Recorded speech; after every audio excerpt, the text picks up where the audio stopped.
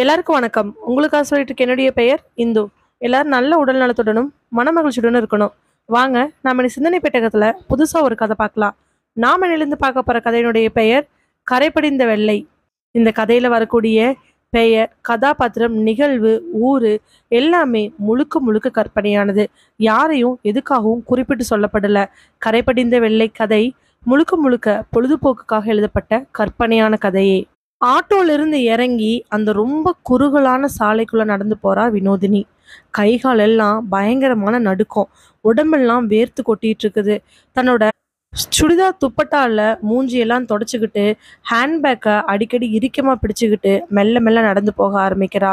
கைகளை எல்லாம் தன்னோட துப்பட்டாக்குள்ள வச்சுக்கிட்டு கையை தேய்க்க மூஞ்சியை துடைக்கன்னு பரபரப்புல போறா. கிட்டத்தட்ட ஒரு 4-4:30 மணி சாயங்காலம் இருக்கும். வேலையை முடிச்சவ வேகமா அங்க போற இடம் ரொம்ப குறுகலான குடிசைகள் நிறைஞ்ச அங்கங்க சாக்கடைகள் நிரம்பிய இடம்.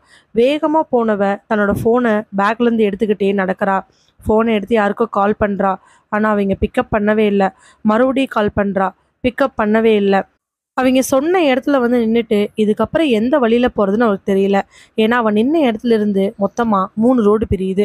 3 ரோட்ல எந்த ரோட்டுக்கு போறதுன்னு தெரியாம அவ திணறிட்டு இருக்கிறா. கரெக்டா அவங்க ஃபோன் பண்ணவே அட்டன் பண்ணவ ஒரு ரிங்கு கூட போகாம காதில் எடுத்து வைக்கிறா. ஹலோ, ஹலோ, நான் வந்துட்டேன். படவடப்பு. வாயில வார்த்தைகள் சரியா வரல. மூஞ்சியில இன்னும் வேர்வை அதிகமாயிட்டே போகுது. கையெல்லாம் நடுங்க ஆரம்பிக்குது. அவனால் நிக்க கூட முடியல. ம் வந்துட்டேன். எங்க இருக்கீங்க? நான் சொல்றேன், நீ அங்கேயே இரு. இல்ல இல்ல, நான் வரணும். எனக்கு ரொம்ப முக்கியம். பேக்ல பணம் வச்சிருக்கேன். நீங்க என்ன சொன்னாலும் சரி, நான் கேட்குறேன். எனக்கு வேணும். நான் வரணும். எங்க வரட்டும்னு சொல்லுங்க. என்னம்மா உங்க கூட பெரிய பிரச்சனையா போச்சு? அங்கேயே நில்லுமா, நான் வந்து தரேன். ஐயோ, நீங்க வர்றதுக்கெல்லாம் என்னால் முடியாது. அவ்வளோ அவசரம். எங்கேன்னு சொல்லுங்க. நான் தான் நீங்க கேட்ட பணத்தை கொண்டாந்துருக்கிறேன்ல. அந்த ஆளு சலிச்சுக்கிட்டு, சரி, அங்கிருந்து அப்படியே நேரா பாரு. 2 கரண்ட் கம்பம் பக்கத்துல பக்கத்துல இருக்குதா?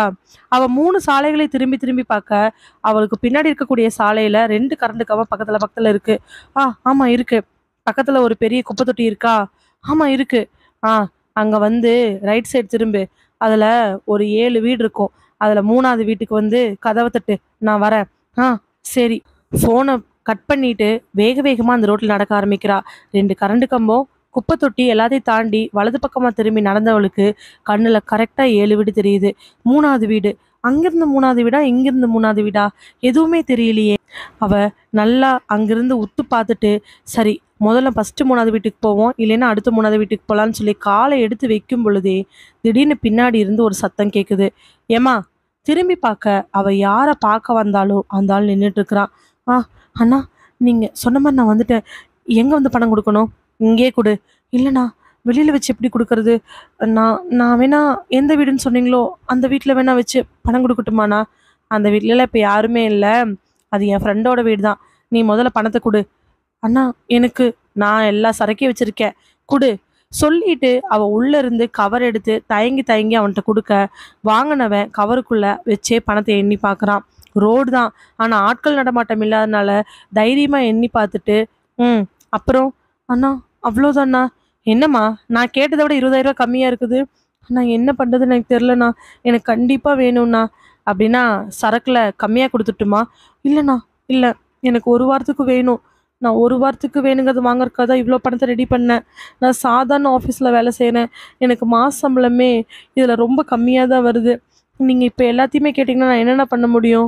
ஐயய்ய, இந்த பஞ்சப்பாட்டு பாடுறதுக்காகலாம் என்னால் முடியாது. நீ கொடுத்தா நான் ஃபுல் சரக்கு கொடுக்குறேன், இல்லைன்னா 3 நாள் கம்மியாக தான் கொடுப்பேன். ஐயோ அண்ணா, அப்படி பண்ணிடாதீங்க. என்னால் முடியாது. ஒரு நிமிஷம் வெயிட் பண்ணுங்கண்ணா. சொல்லிட்டு மெல்ல மெல்ல தான் ஃபோன் எடுத்துக்கிட்டு ஓரமாக போய் யாருக்கோ ஃபோன் பண்ணுறா. ஃபோன் பண்ணி கரெக்டாக 5வது நிமிஷம் அவன் அக்கௌண்ட்டுக்கு 20,000 வர, அந்த 20,000 அந்த ஆளுக்கு ட்ரான்ஸ்ஃபர் பண்ணிட்டு ஒரு சின்ன பையில் ஏதேதோ 2-3 பொட்டணங்கள், அப்புறம் 2-3 ஊசி, 4-5 மாத்திரை, இது எல்லாத்தையுமே பார்த்துட்டு அதை வாங்குறா. வாங்கினவனோட மூஞ்சில அப்படி ஒரு பிரகாஷம். அதை பார்த்துட்டு அந்த ஆப்போசிட்ல நிற்கிறவன், இப்படியெல்லாம் நீங்கள் இருக்கிற வரைக்கும் எங்களுக்கு தான் லாபம் அப்படிங்கிற மாதிரி நினச்சிக்கிட்டு கொடுத்துட்டு அங்கிருந்து காணாமல் போயிடுறான். அவளும் சுற்றி முற்றி பார்க்க ரொம்ப நேரம் அந்த இடத்துலையே தெரிஞ்சுக்கிட்டு இருக்கிறா.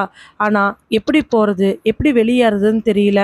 திடீர்னு அவள் செல்ஃபோன் அடிக்க ஃபோன் எடுத்து பார்க்க அந்த ஆள் தான் கூப்பிடுறான். சொல்லுங்கண்ணா. அதே இடத்துல எவ்வளோ நேரமாக நிற்ப? கிட்டத்தட்ட 15 நிமிஷமாக நின்றுட்டு இருப்பியாட்டு இருக்கு. இல்லண்ணா, எப்படி போறதுன்னு தெரியல. சரக்கு கையில வாங்கிட்டு நீங்க நின்னுட்டு இருந்தீங்கன்னா போலீஸ் தான் புடிக்கும். முதல்ல நீ கிளம்பு போ. திட்டுன உடனே அங்கிருந்து வேக வேகமா வந்து ரோட்டு பக்கமா ஆட்டோ பிடிச்சு கிளம்புறா வினோதினி. கூட்டமா சீட்டாடிட்டு இருக்கிறாங்க. அதுல ஒருத்தன் அந்த ஆளோட தோள்ல ஒரு அடி அடிச்சு, "டேய் முருகேசா, ஏன்டா அந்த புள்ளைய இங்க தெரு வரைக்கும் வர வச்ச? டேய் அதுதான்டா வரஞ்சுச்சு. நீ பாரு, சரக்க விட 50% காசு அதிகமா குடுத்துருக்குது. இவள வச்சு நல்லா கறந்தரலாம். டேய் இந்த மாதிரி படிக்கிற புள்ளைக, வேலைக்கு போற புள்ளைகலாம் சரக்குக்கு அடிமையாவாங்கன்னு தானே கொஞ்சம் கொஞ்சமா குடுத்து குடுத்து குடுத்து இப்ப இவ்ளோ பிசினஸ் பண்ணிட்டு இருக்கிறோம். அப்படி இல்லைன்னா நம்ம இப்படி இருக்க முடியுமா என்ன? அது சரிதான்டா. ஆனா இனிமேல் இந்த வேலைய வச்சுக்காதடா. எதுவா இருந்தாலும் சரக்கா அவிங்க இடத்துல தேடி போய் குடு. நீ இந்த இடத்துக்கு வந்து குடுத்தீன்னா நாம நிச்சயமா மாட்டிக்குவோம்." உடனே இன்னொருத்தன், "டேய் அந்த புள்ள வந்த இடத்துக்கும் நாம இருக்கிற இடத்துக்கும் எவ்வளோ கிலோமீட்டர் தூரம்.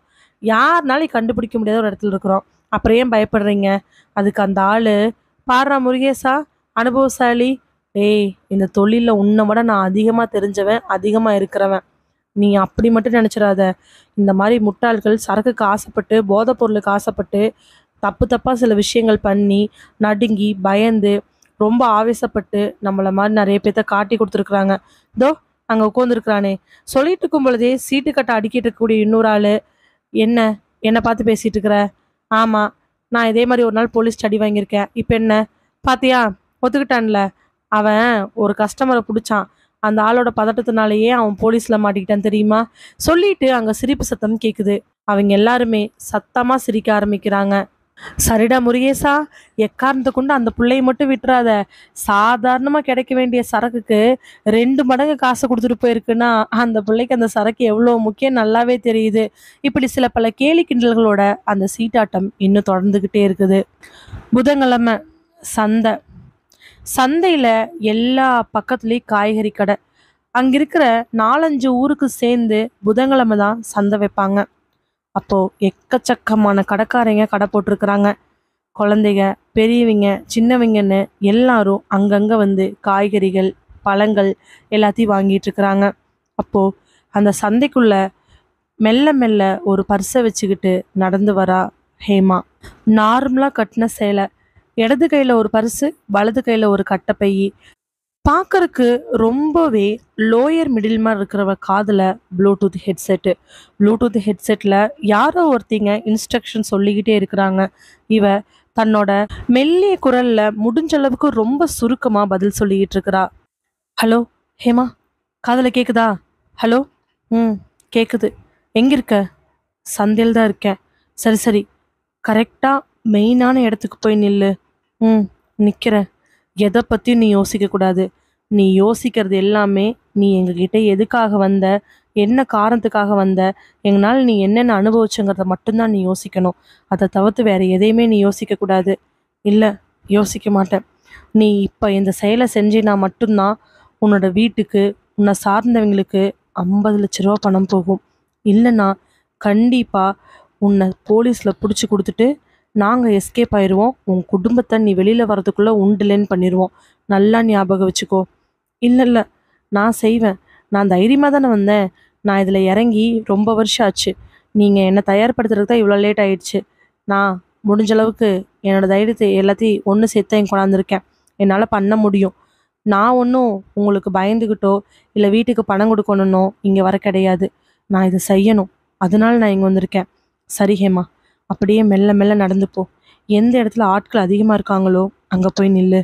நான் சொல்கிற வரைக்கும் அதே இடத்துல தான் நிற்கணும்." ஹேமா அந்த குரலோட பேச்சை கேட்டுக்கிட்டு நடந்து போய் ஒரு இடத்துல நிற்கிறா. ஏன்னா அது மீன் மார்க்கெட். அந்த சந்தைக்குள்ளேயே போட்டிருக்கக்கூடிய மீன் மார்க்கெட். மீன் மார்க்கெட்டும் ஒரு பக்கம், சந்தை ஒரு பக்கம். இந்த பக்கமாக காய்கறிகள், பழங்கள், வாழைப்பழம் விற்கக்கூடிய ஒரு இடம். இந்த இடத்துல அதிகமான கூட்டங்கள் இருக்குது. பத்தாத குறைக்கு கரும்பு ஜூஸ் கடையில், கரும்பு மிஷினில் கரும்பு ஜூஸ் குடிச்சிட்ருக்க, கம்மங்கூழ் ஒரு பக்கம் குடிச்சிட்ருக்க, வெயிலுக்கு தர்பூசணி ஒரு பக்கம் விற்றுட்ருக்கன்னு குழந்தைகள்லேருந்து பெரியவங்க வரைக்கும் அதிகமான இருக்கிறவங்க அங்கே தான் இருக்கிறாங்க. அங்கே போய் நிற்கிறா ஹேமா.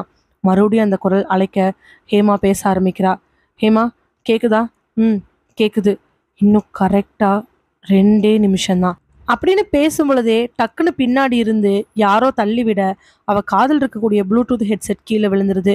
பதறி போனவ திரும்பி அவங்கள பார்த்து ஒரு முறைச்சிட்டு அந்த ப்ளூடூத் ஹெட்செட்டை தேடி தேடி பார்க்குறா. 2 பேத்து கால் பட்டு அப்பயும் மண்ணுக்குள்ளே புதஞ்ச அந்த ப்ளூடூத் ஹெட்செட்டை எடுத்து நல்லா தடவி காதில் வைக்கிறா. முன்னாடி மாதிரி அளவு கிளியரா கேட்கலினாலும் கரகரப்புல அந்த ஆளுடைய குரல் கேட்குது. ஹேமா இருக்கியா? ஹேமா என்னாச்சு? என்ன டப்புன்னு சத்தம்? இல்ல, ஹெட்செட் காதுல இருந்து கீழே விழுந்துருச்சு. முட்டாள் முட்டாள், இங்க பாரு, என்ன நீ இப்படி திட்டணுங்கிற அவசியமே கிடையாது. விஷயத்த மட்டும் சொல்லு. அப்பளையா சொல்லியே 2 மினிட்ஸ், இப்போ இன்னும் 1 மினிட் தான் இருக்கு. 1 மினிட் 7 செகண்ட்ஸ் தான் இருக்கு. நல்லா தெளிவா புரிஞ்சுக்கோ. இந்த 1 மினிட் 7 செகண்ட்ஸ்க்கு அப்புறம் நடக்க போற விஷயம் என்னன்னு உனக்கு நல்லாவே தெரியும். தயாரா இருந்துக்கோ. இந்த உலகத்துல நீ இன்னும் 1 நிமிஷம் மட்டும்தான் இருக்க போற. ஆனா நீ செஞ்சுட்டு போற காரியம் பெரிய காரியம். என்னால முடியும், நான் பார்த்துக்குவேன். சொன்னதுக்கு அப்புறமா அந்த காதில் இருக்கக்கூடிய ஹெட்ஃபோன் அப்படியே இருக்க, அந்த லைன்ல இருக்கக்கூடிய ஆள் அப்படியே இருக்க, நிமிடங்கள் கொஞ்சம் கொஞ்சமா கரைய ஆரம்பிக்குது. 60, 59, 58ன்னு நொடிகள் அப்படியே கரைஞ்சிட்டு இருக்க. கடைசியா 5, 4, 3, 2, 1 டப்புன்னு வெடிக்குது ஹேமாவோட உடல். மனித வெடிகுண்டா அந்த சந்தைக்குள்ள வந்த ஹேமா தான் உடலை தியாகம் பண்ணி அந்த இடத்தையே அழிச்சிட்டா.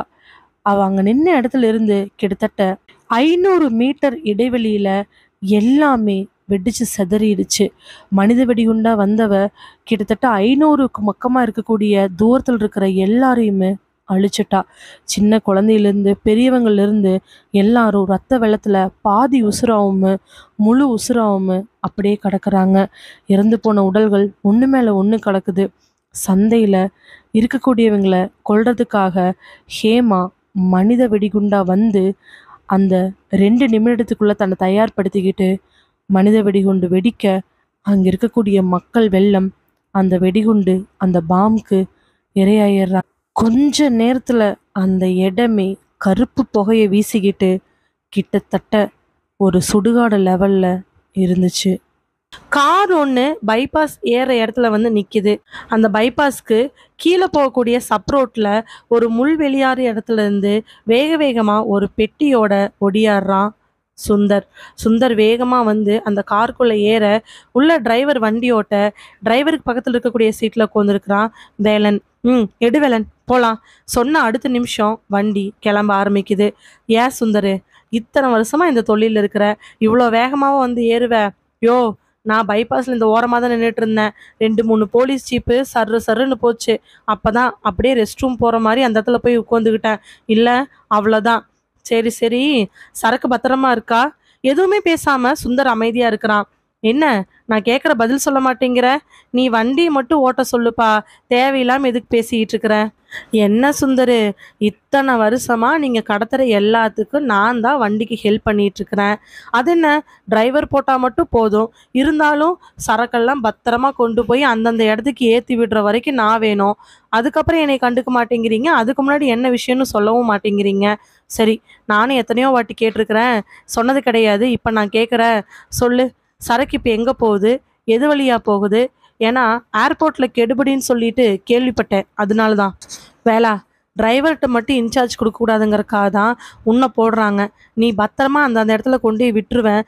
ஏதாவது பிரச்சனை வந்தாலும் உன் மூலமாக சமாளிச்சுக்கலாங்கிற ஒரே காரணத்துக்காக மட்டும்தான் நான் உன்னை கூட்டிகிட்டு போகுது. நீ இப்போ வந்து இந்த கேள்வியெல்லாம் கேட்டுட்டு இருக்காத. சரி சுந்தர், இந்த வாட்டி நான் ஒரே ஒரு கேள்வி கேட்குறேன், அதுக்கு மட்டும் பதில் சொல்லு. சுந்தர் மறுபடியும் எதுவுமே பேசாமல் வெளியில் வேடிக்கை பார்த்துட்டு இருக்க. முன்னாடி இருக்கக்கூடிய கண்ணாடியில் பார்த்த வேலன் விடாமல், ஏப்பா, ஏர்போர்ட்டு கிடையாது, ஏன்னா ரூட் இது இல்லை. என்னைய ஹார்பருக்கு போக சொன்னாங்க. ஹார்பர் தானே போகணும். உனக்கு ஹார்பருக்கு போகிறக்கு யார் சொன்னாங்க? எனக்கு மேலிடத்துலேருந்து வந்துச்சு. அதோட விஷயம் முடிஞ்சு போச்சு. நீ எவ்வளோ தூரம் கேட்டாலும் எங்கிட்ட இருந்து விஷயத்தை கறக்க முடியாது. நீ எங்கிட்ட பேசாமல் வண்டி ஓட்டுப்பா. சுந்தர் இப்படி சொன்ன உடனே வேலனுக்கு கோவம் வருது. கை 2 இறுக்க மடக்கி அப்படின்னு நினச்சிக்கிட்டு அமைதியாக இருக்கிறான். ஆமாம், இது நாள் வரைக்கும் எத்தனையோ எக்கச்சக்கமான கள்ளக்கடத்தல்கள் பண்ணியிருக்காங்க. அதில் எல்லாமே சுந்தர் பண்ணது தான். முக்கால்வாசி சுந்தரும் வேலனும் தான் இந்த மாதிரி ட்ராவல் பண்ணுற மாதிரி இருக்கும். ஒரு 6-7 வருஷம் பழக்கம்னு வச்சுக்கலாம்.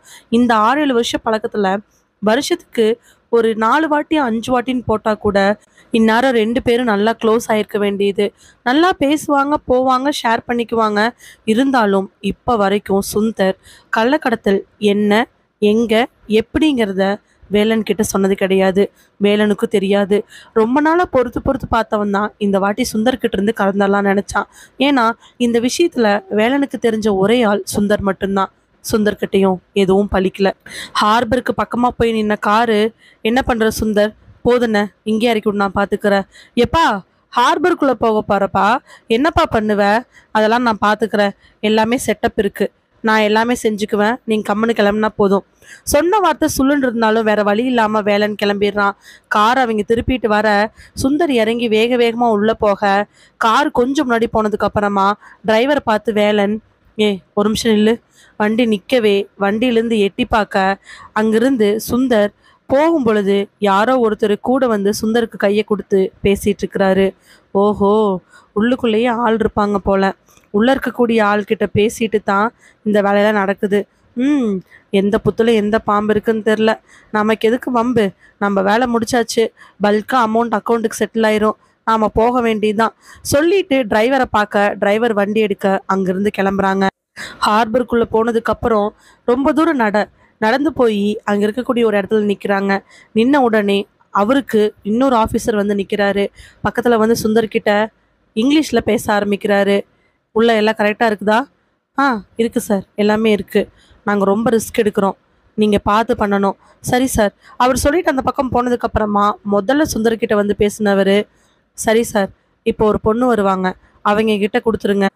சரி சார், கொடுத்துட்றேன் சொல்லிட்டு முதல்ல வந்தவர் போகவே கொஞ்ச நேரம் கழிமிச்சு, ஏன் கிட்டத்தட்ட 20 நிமிஷம் கூட சொல்லலாம், கழிமிச்சு ஒரு பொண்ணு வராங்க.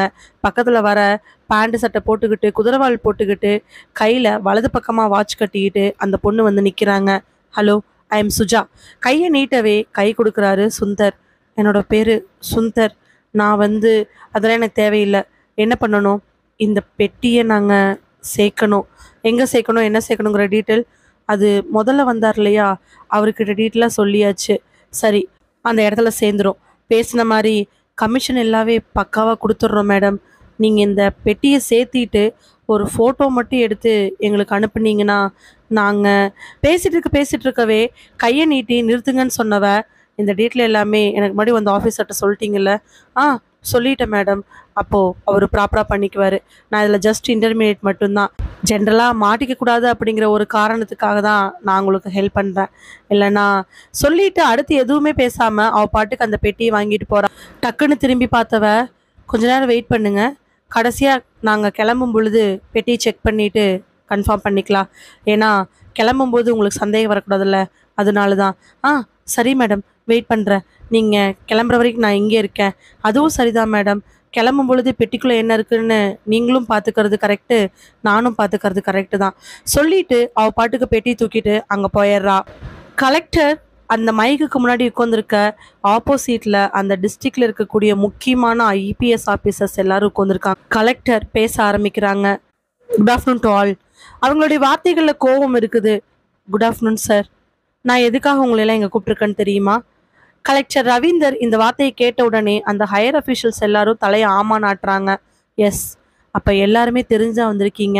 நம்ம டிஸ்ட்ரிக்டில் என்ன தான் நடந்துட்டுருக்குது? எங்கே பார்த்தாலும் கொள்ளை, இன்னும் சொல்ல போனால் சின்ன பிள்ளைகளுக்கு பாதுகாப்பு இல்லாத நிலைமையாக இருக்குது. இந்த மாதிரி விஷயத்தில் யாருமே கவனிக்க மாட்டேங்களா? என்ன நடக்குது எஸ்பி சார்? எஸ்பி உடனே, இல்லை சார், இந்த லாஸ்ட் வீக் மட்டும்தான் அந்த 2 இன்சிடென்ட் நடந்திருக்கு, அதை தவிர வேறு எந்த இன்சிடென்ட்டும் ரீசண்டாக இல்லை சார். ஓ, அப்போது நீங்கள் டேட்டா கொடுக்குறீங்க, ரீசண்டாக இருக்குதா இல்லையான்னு பார்த்து. 6 மந்த்ஸ்க்கு முன்னாடி நடந்தது, அதெல்லாம் ஒரு விஷயமே இல்லை, அப்படி தானே சார்? அது வந்து நான் இங்கே கூப்பிட்டதெல்லாம் அதே மீறி வேற ஒரு விஷயத்துக்காக. எல்லாரும் அவரையே ஒத்து நோக்கிட்டு இருக்கிறாங்க. கலெக்டர் ரவீந்தர் பேச ஆரம்பிக்கிறாரு. முக்கியமாக இப்போ இங்கே இருக்கக்கூடிய 2 பிரச்சனை, போதைப்பொருள் கடத்தல். கடத்தல் என்னவா வேணாலும் இருக்கலாம்.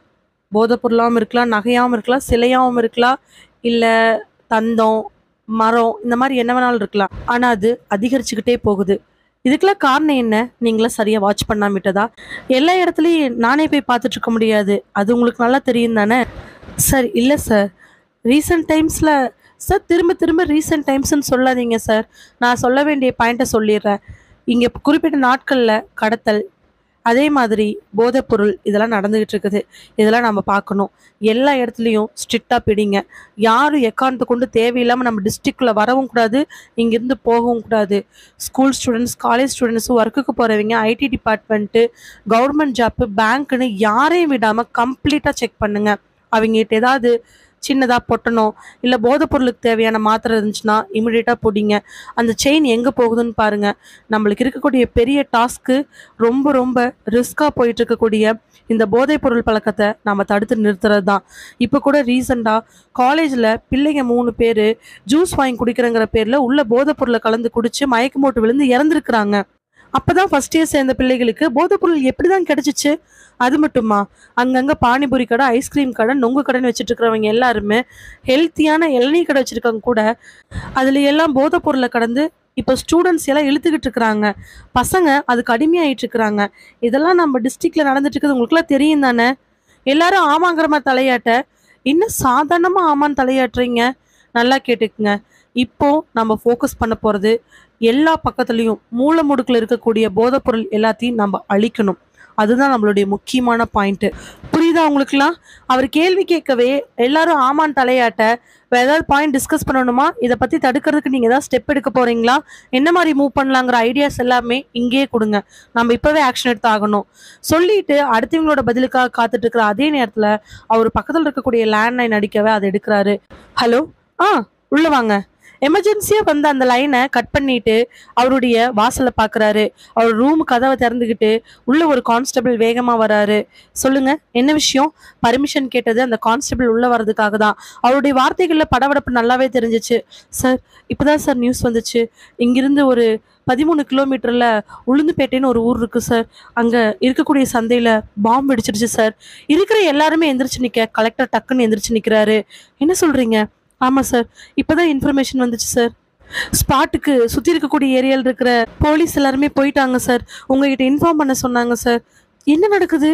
எப்போ பாம்பு அடிச்சிச்சு? எப்படி பாம்பு அடிச்சிச்சு? கேட்டவர் வேக வேகமாக அங்கிருந்து கிளம்பி கீழே வந்து அவருடைய காரில் ஏறிக்கிட்டு அந்த ஸ்பாட்டுக்கு போக சொல்கிறாரு. கிட்டத்தட்ட ஒரு 1/4 மணி நேரத்தில் கலெக்டர் அங்கிருந்து கிளம்பிட்டாரு. ஐபிஎஸ் ஆஃபீஸர்ஸ் எல்லாரும் என்ன பண்ணுறதுன்னு தெரியாமல் ஒரு சிலரும் நாமளும் போகலான்னு, ஒரு சிலரும் இல்லை இருக்கலான்னு சொல்லிட்டு ஒரு சிலரும் அப்படியே நின்றுட்டு இருக்கிறாங்க. மீட்டிங்கு ஹோல்ட் பண்ணி வைக்கிறேன்னு அவர் ஒரே வார்த்தை சொல்லிட்டு கார் ஏறி போகவே என்ன பண்ணுறதுன்னு தெரியாமல் எல்லாரும் நின்றுட்டு இருக்க கார் நேராக அந்த ஸ்பாட்டுக்கு கொஞ்சம் தூரத்துக்கு முன்னாடி போகுது. ஏற்கனவே அங்கே 4-5 போலீஸு, எஸ்ஐ, இன்ஸ்பெக்டர்ஸ் எல்லாம் நின்றுட்டு இருக்க அங்கே வர கலெக்டரோட காரை பார்த்துட்டு எல்லாரும் அங்கே போய் நிற்கிறாங்க. வெளியில் வந்து கலெக்டரை பார்த்து சல்யூட் அடிக்க அவர் எதையுமே கண்டுக்காம வேகமாக அந்த ஸ்பாட்டுக்கு போகிறாரு. திரும்பி பார்த்து வாட் ஹேப்பன்? ஒரே ஒரு ஐபிஎஸ் ஆஃபீஸர் முன்னாடி வந்து, சார், இன்சிடென்ட் நடந்து கிட்டத்தட்ட 1.5 hours ஆயிடுச்சு சார். What, 1.5 hours? எனக்கு இன்ஃபர்மேஷன் 1/2 hour முன்னாடி தானே கிடச்சிச்சு. சாரி சார், டிலே ஆகிடுச்சு. நாங்கள் அதுக்குள்ளே இங்கே இருக்கக்கூடிய எல்லாத்தையுமே க்ளீன் பண்ணிட்டு இருந்தோம் சார். அண்ட் ஒரு டீம் வச்சு சிசிடிவி ஃபுட்டேஜ் வச்சு கிளியராக செக் பண்ணிட்டு இருக்கிறோம் சார். யார் செக் பண்ணுது?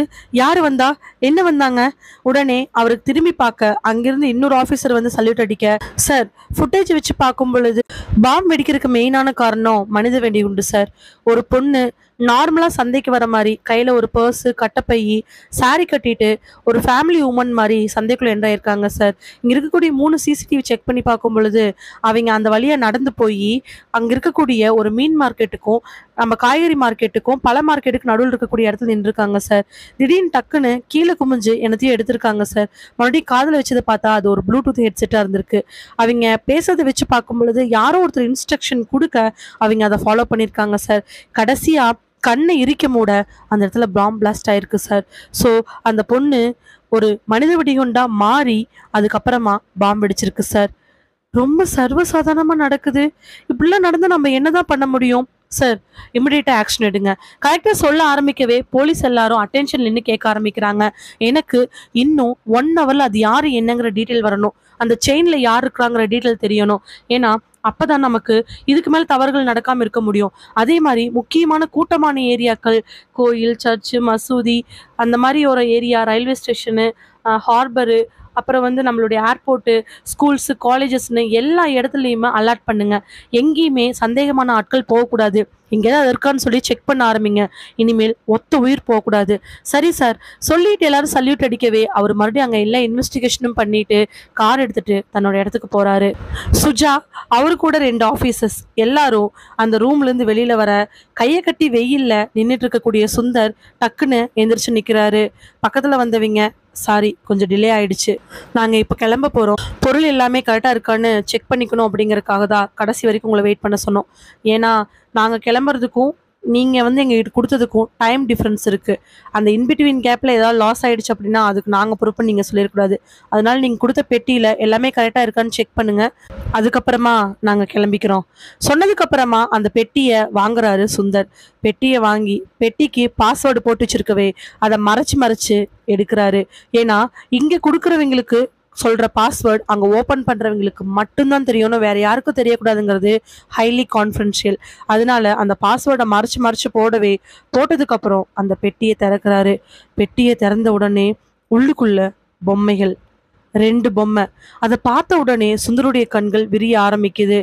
ஐயோ, 2 பொம்மை தான் இருக்குது. உடனே அவங்க 3 பேரும் சுந்தரை பார்க்க, சுந்தர் 3 பேர்த்தி பார்த்து, என்ன சார் 2 பொம்மை தான் இருக்கு, என்ன பேசுறீங்க, எத்தனை பொம்மை இருந்துச்சுலாம் எங்களுக்கு தெரியாது, அதனாலதான் உங்களை செக் பண்ண சொன்னோம். இல்ல சார், 3 பொம்மை இருந்துச்சு உள்ள. நல்லா யோசிச்சு பாருங்க, எங்ககிட்ட கொடுக்கும் பொழுது 3 பொம்மையோட தான் கொடுத்தீங்களா? அவர் நல்லா யோசிச்சு பார்த்துட்டு அங்கிருந்து கிளம்பும் பொழுதே 2 பொம்மையோட தான் கொடுத்தாங்களா இல்ல 3 பொம்மை இருந்துச்சான்னு யோசிக்க ஆரம்பிக்கிறாரு. சார், பெட்டியோட பாஸ்வேர்டு உங்களுக்கு மட்டும்தான் தெரியும், எங்களுக்கு தெரியவே தெரியாது. அப்படி இருக்கும் பொழுது, இல்ல மேடம், இந்த பெட்டி உங்க யாருனாலையும் ஓப்பன் பண்ண முடியாது, எங்கனாலையும் அங்க இருக்கிறவங்களால தான் ஓப்பன் பண்ண முடியும். அந்த அளவுக்கு ரொம்ப ஸ்ட்ராங்கான சீக்ரெட் கோட் தான் நாங்க இதுக்கு போட்டு வச்சிருக்கிறோம். ஆனா பொம்மை 2 தான் இருக்குது மேம், இன்னொன்னு காணா. சொல்லும் பொழுதே சுந்தரோட கொலையெல்லாம் நடுங்க ஆரம்பிக்குது.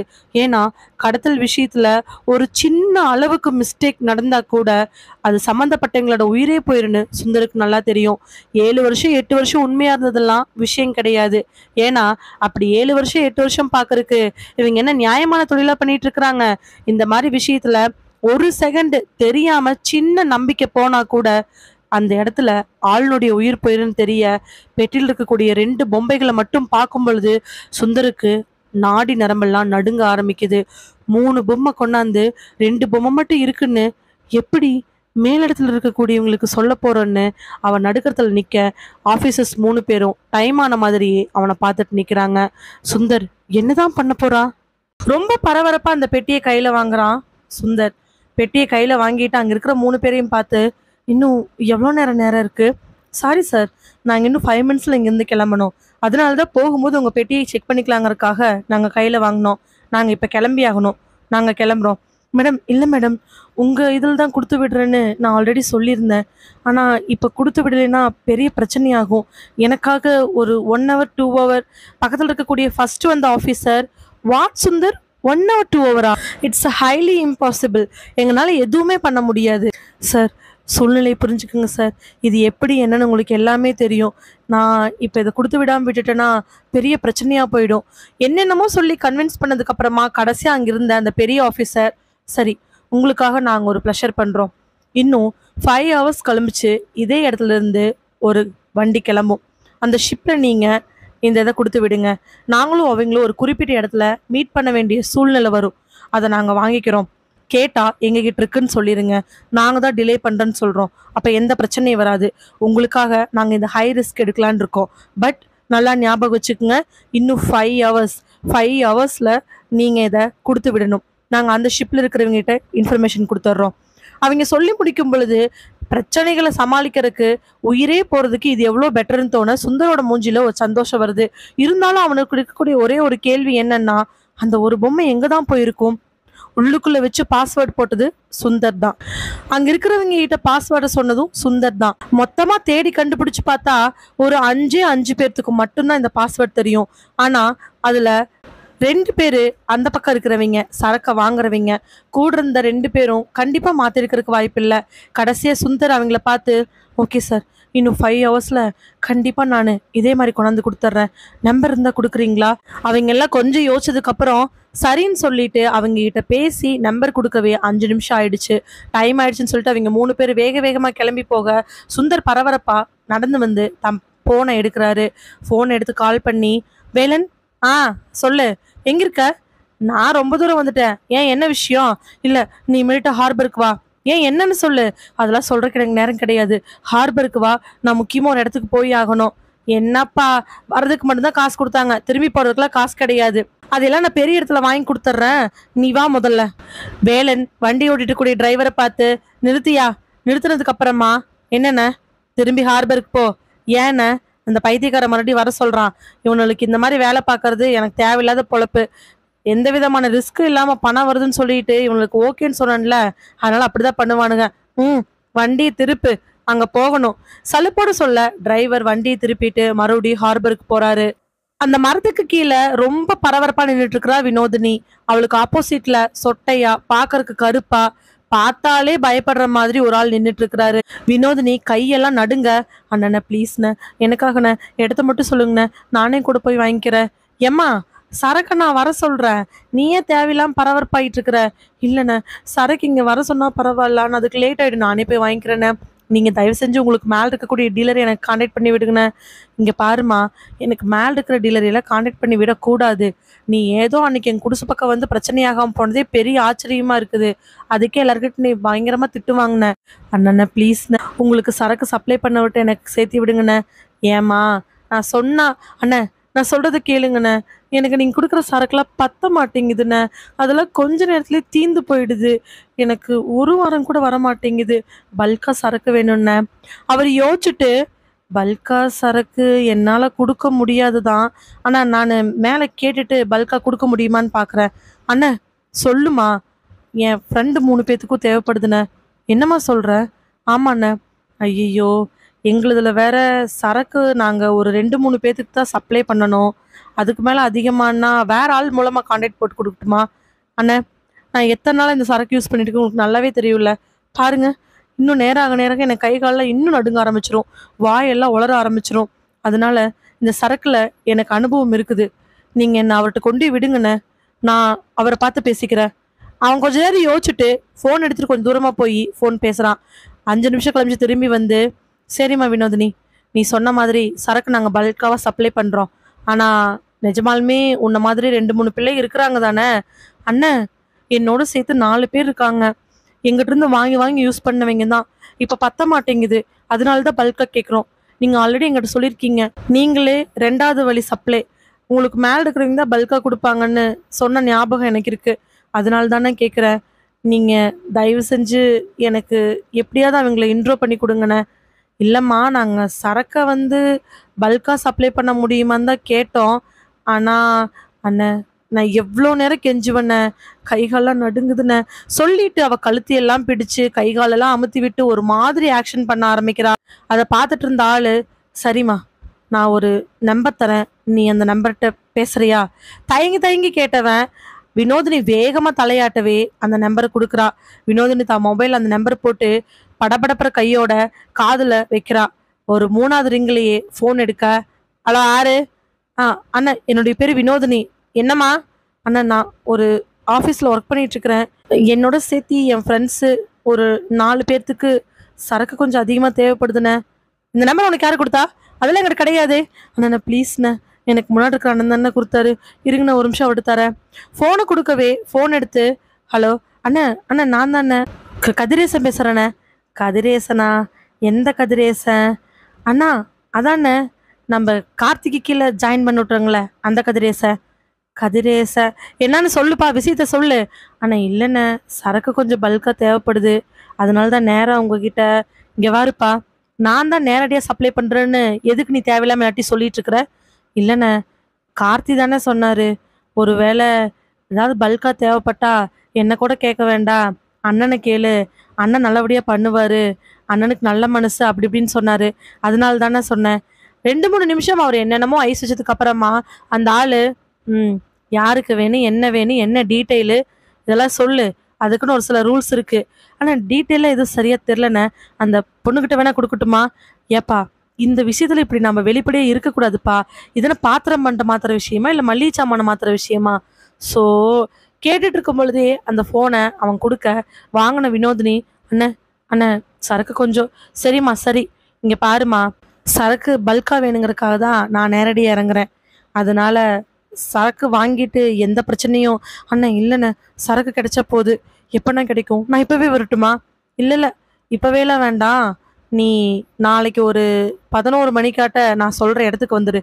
ஆ சரிண்ணே, இதான் என் நம்பரு, அவன்கிட்ட இருந்து வாங்கி நோட் பண்ணி வை, அங்கே வந்துட்டு என்னை கூப்பிடு, அப்புறமா நான் வந்து பேசுகிறேன் சொல்லிட்டு அந்த அட்ரஸ் சொல்லவே அவள் சரின்னு தலையாட்டுறா.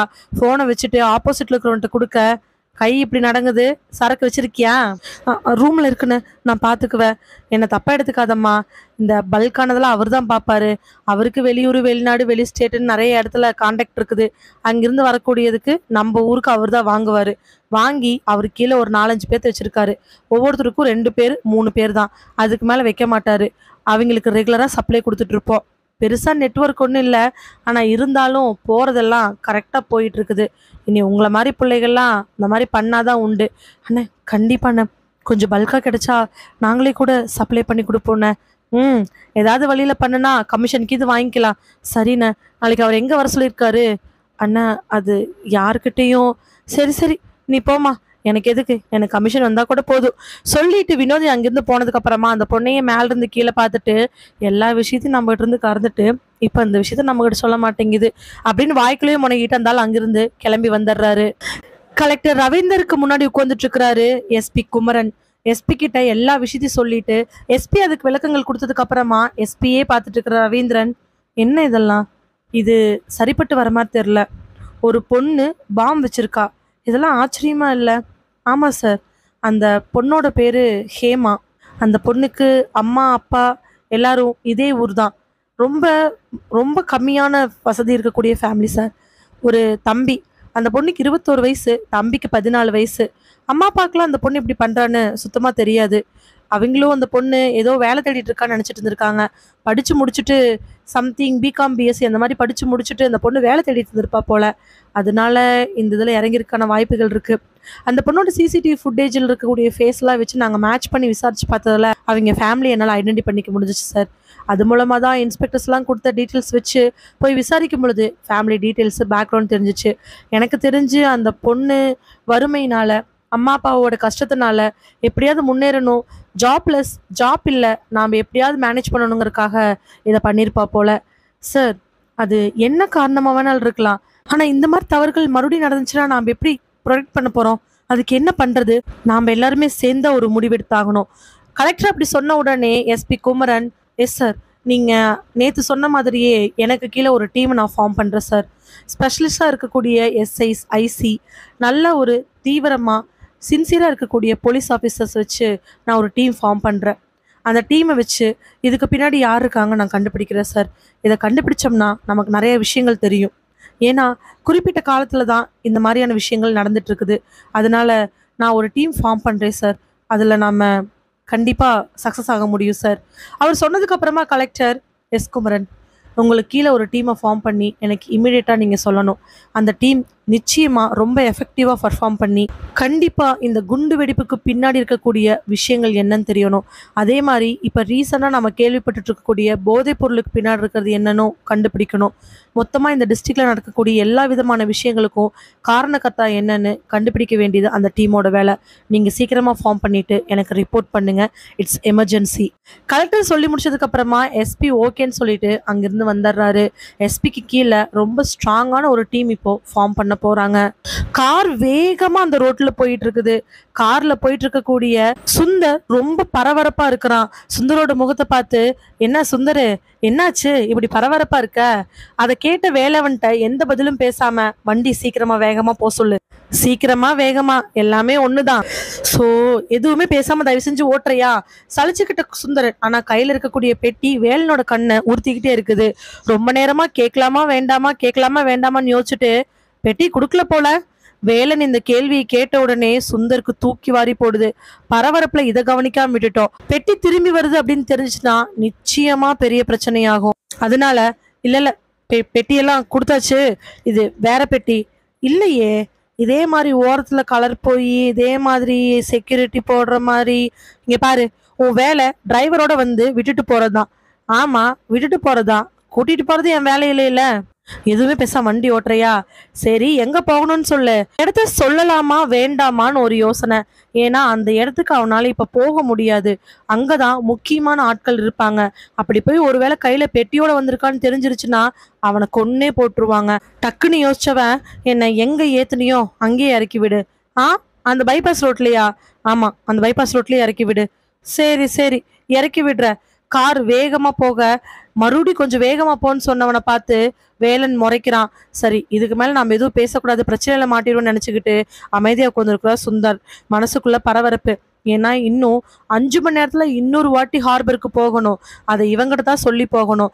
கண்டிஷனே என்ன அப்படின்னா, மேலிடத்துல எது மூலமா போக சொல்றாங்களோ அந்த டிரான்ஸ்போர்ட் மூலமா தான் போகணும். என்ன பண்ண சொல்றாங்களோ அதோ பண்ணணும். அதே மீறி கொஞ்சம் பண்ணிட்டோம்னா உயிருக்கே இங்க உத்தரவாதம் கிடையாது. அப்பேற்பட்ட வேலையை தான் பண்ணிட்டு இருக்கிறான் சுந்தர். திரும்பவும் 5 மணி நேரம், ஏற்கனவே ஒரு 3/4 மணி நேரம் போயிடுச்சோ.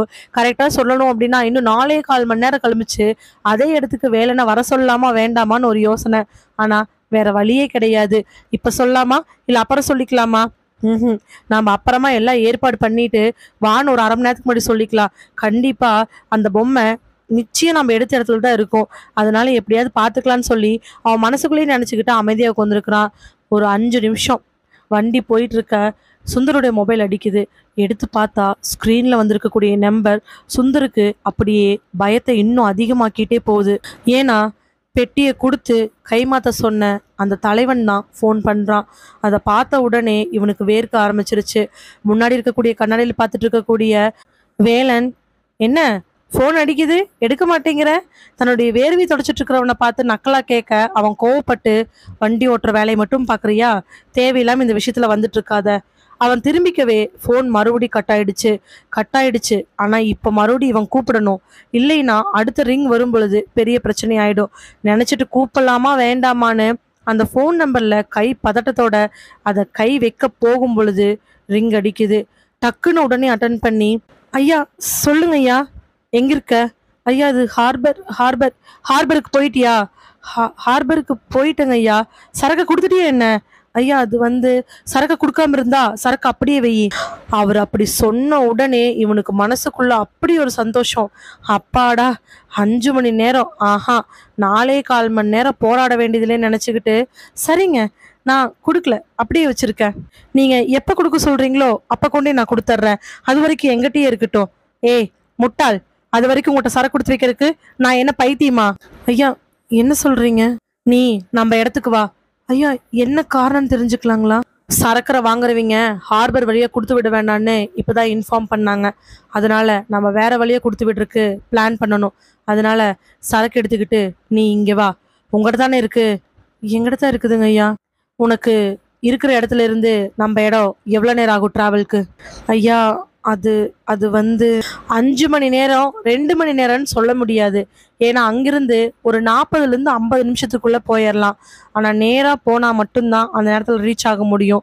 அவன் எங்கே இன்னொரு பொம்மை வச்சேன்னு தெரியாமல் திணறிட்டு இருக்கக்கூடிய நேரம். ஹார்பர்லேருந்து இங்கே வர்றதுக்கு ஒரு 1 hour ஆகும், அப்படிதானே?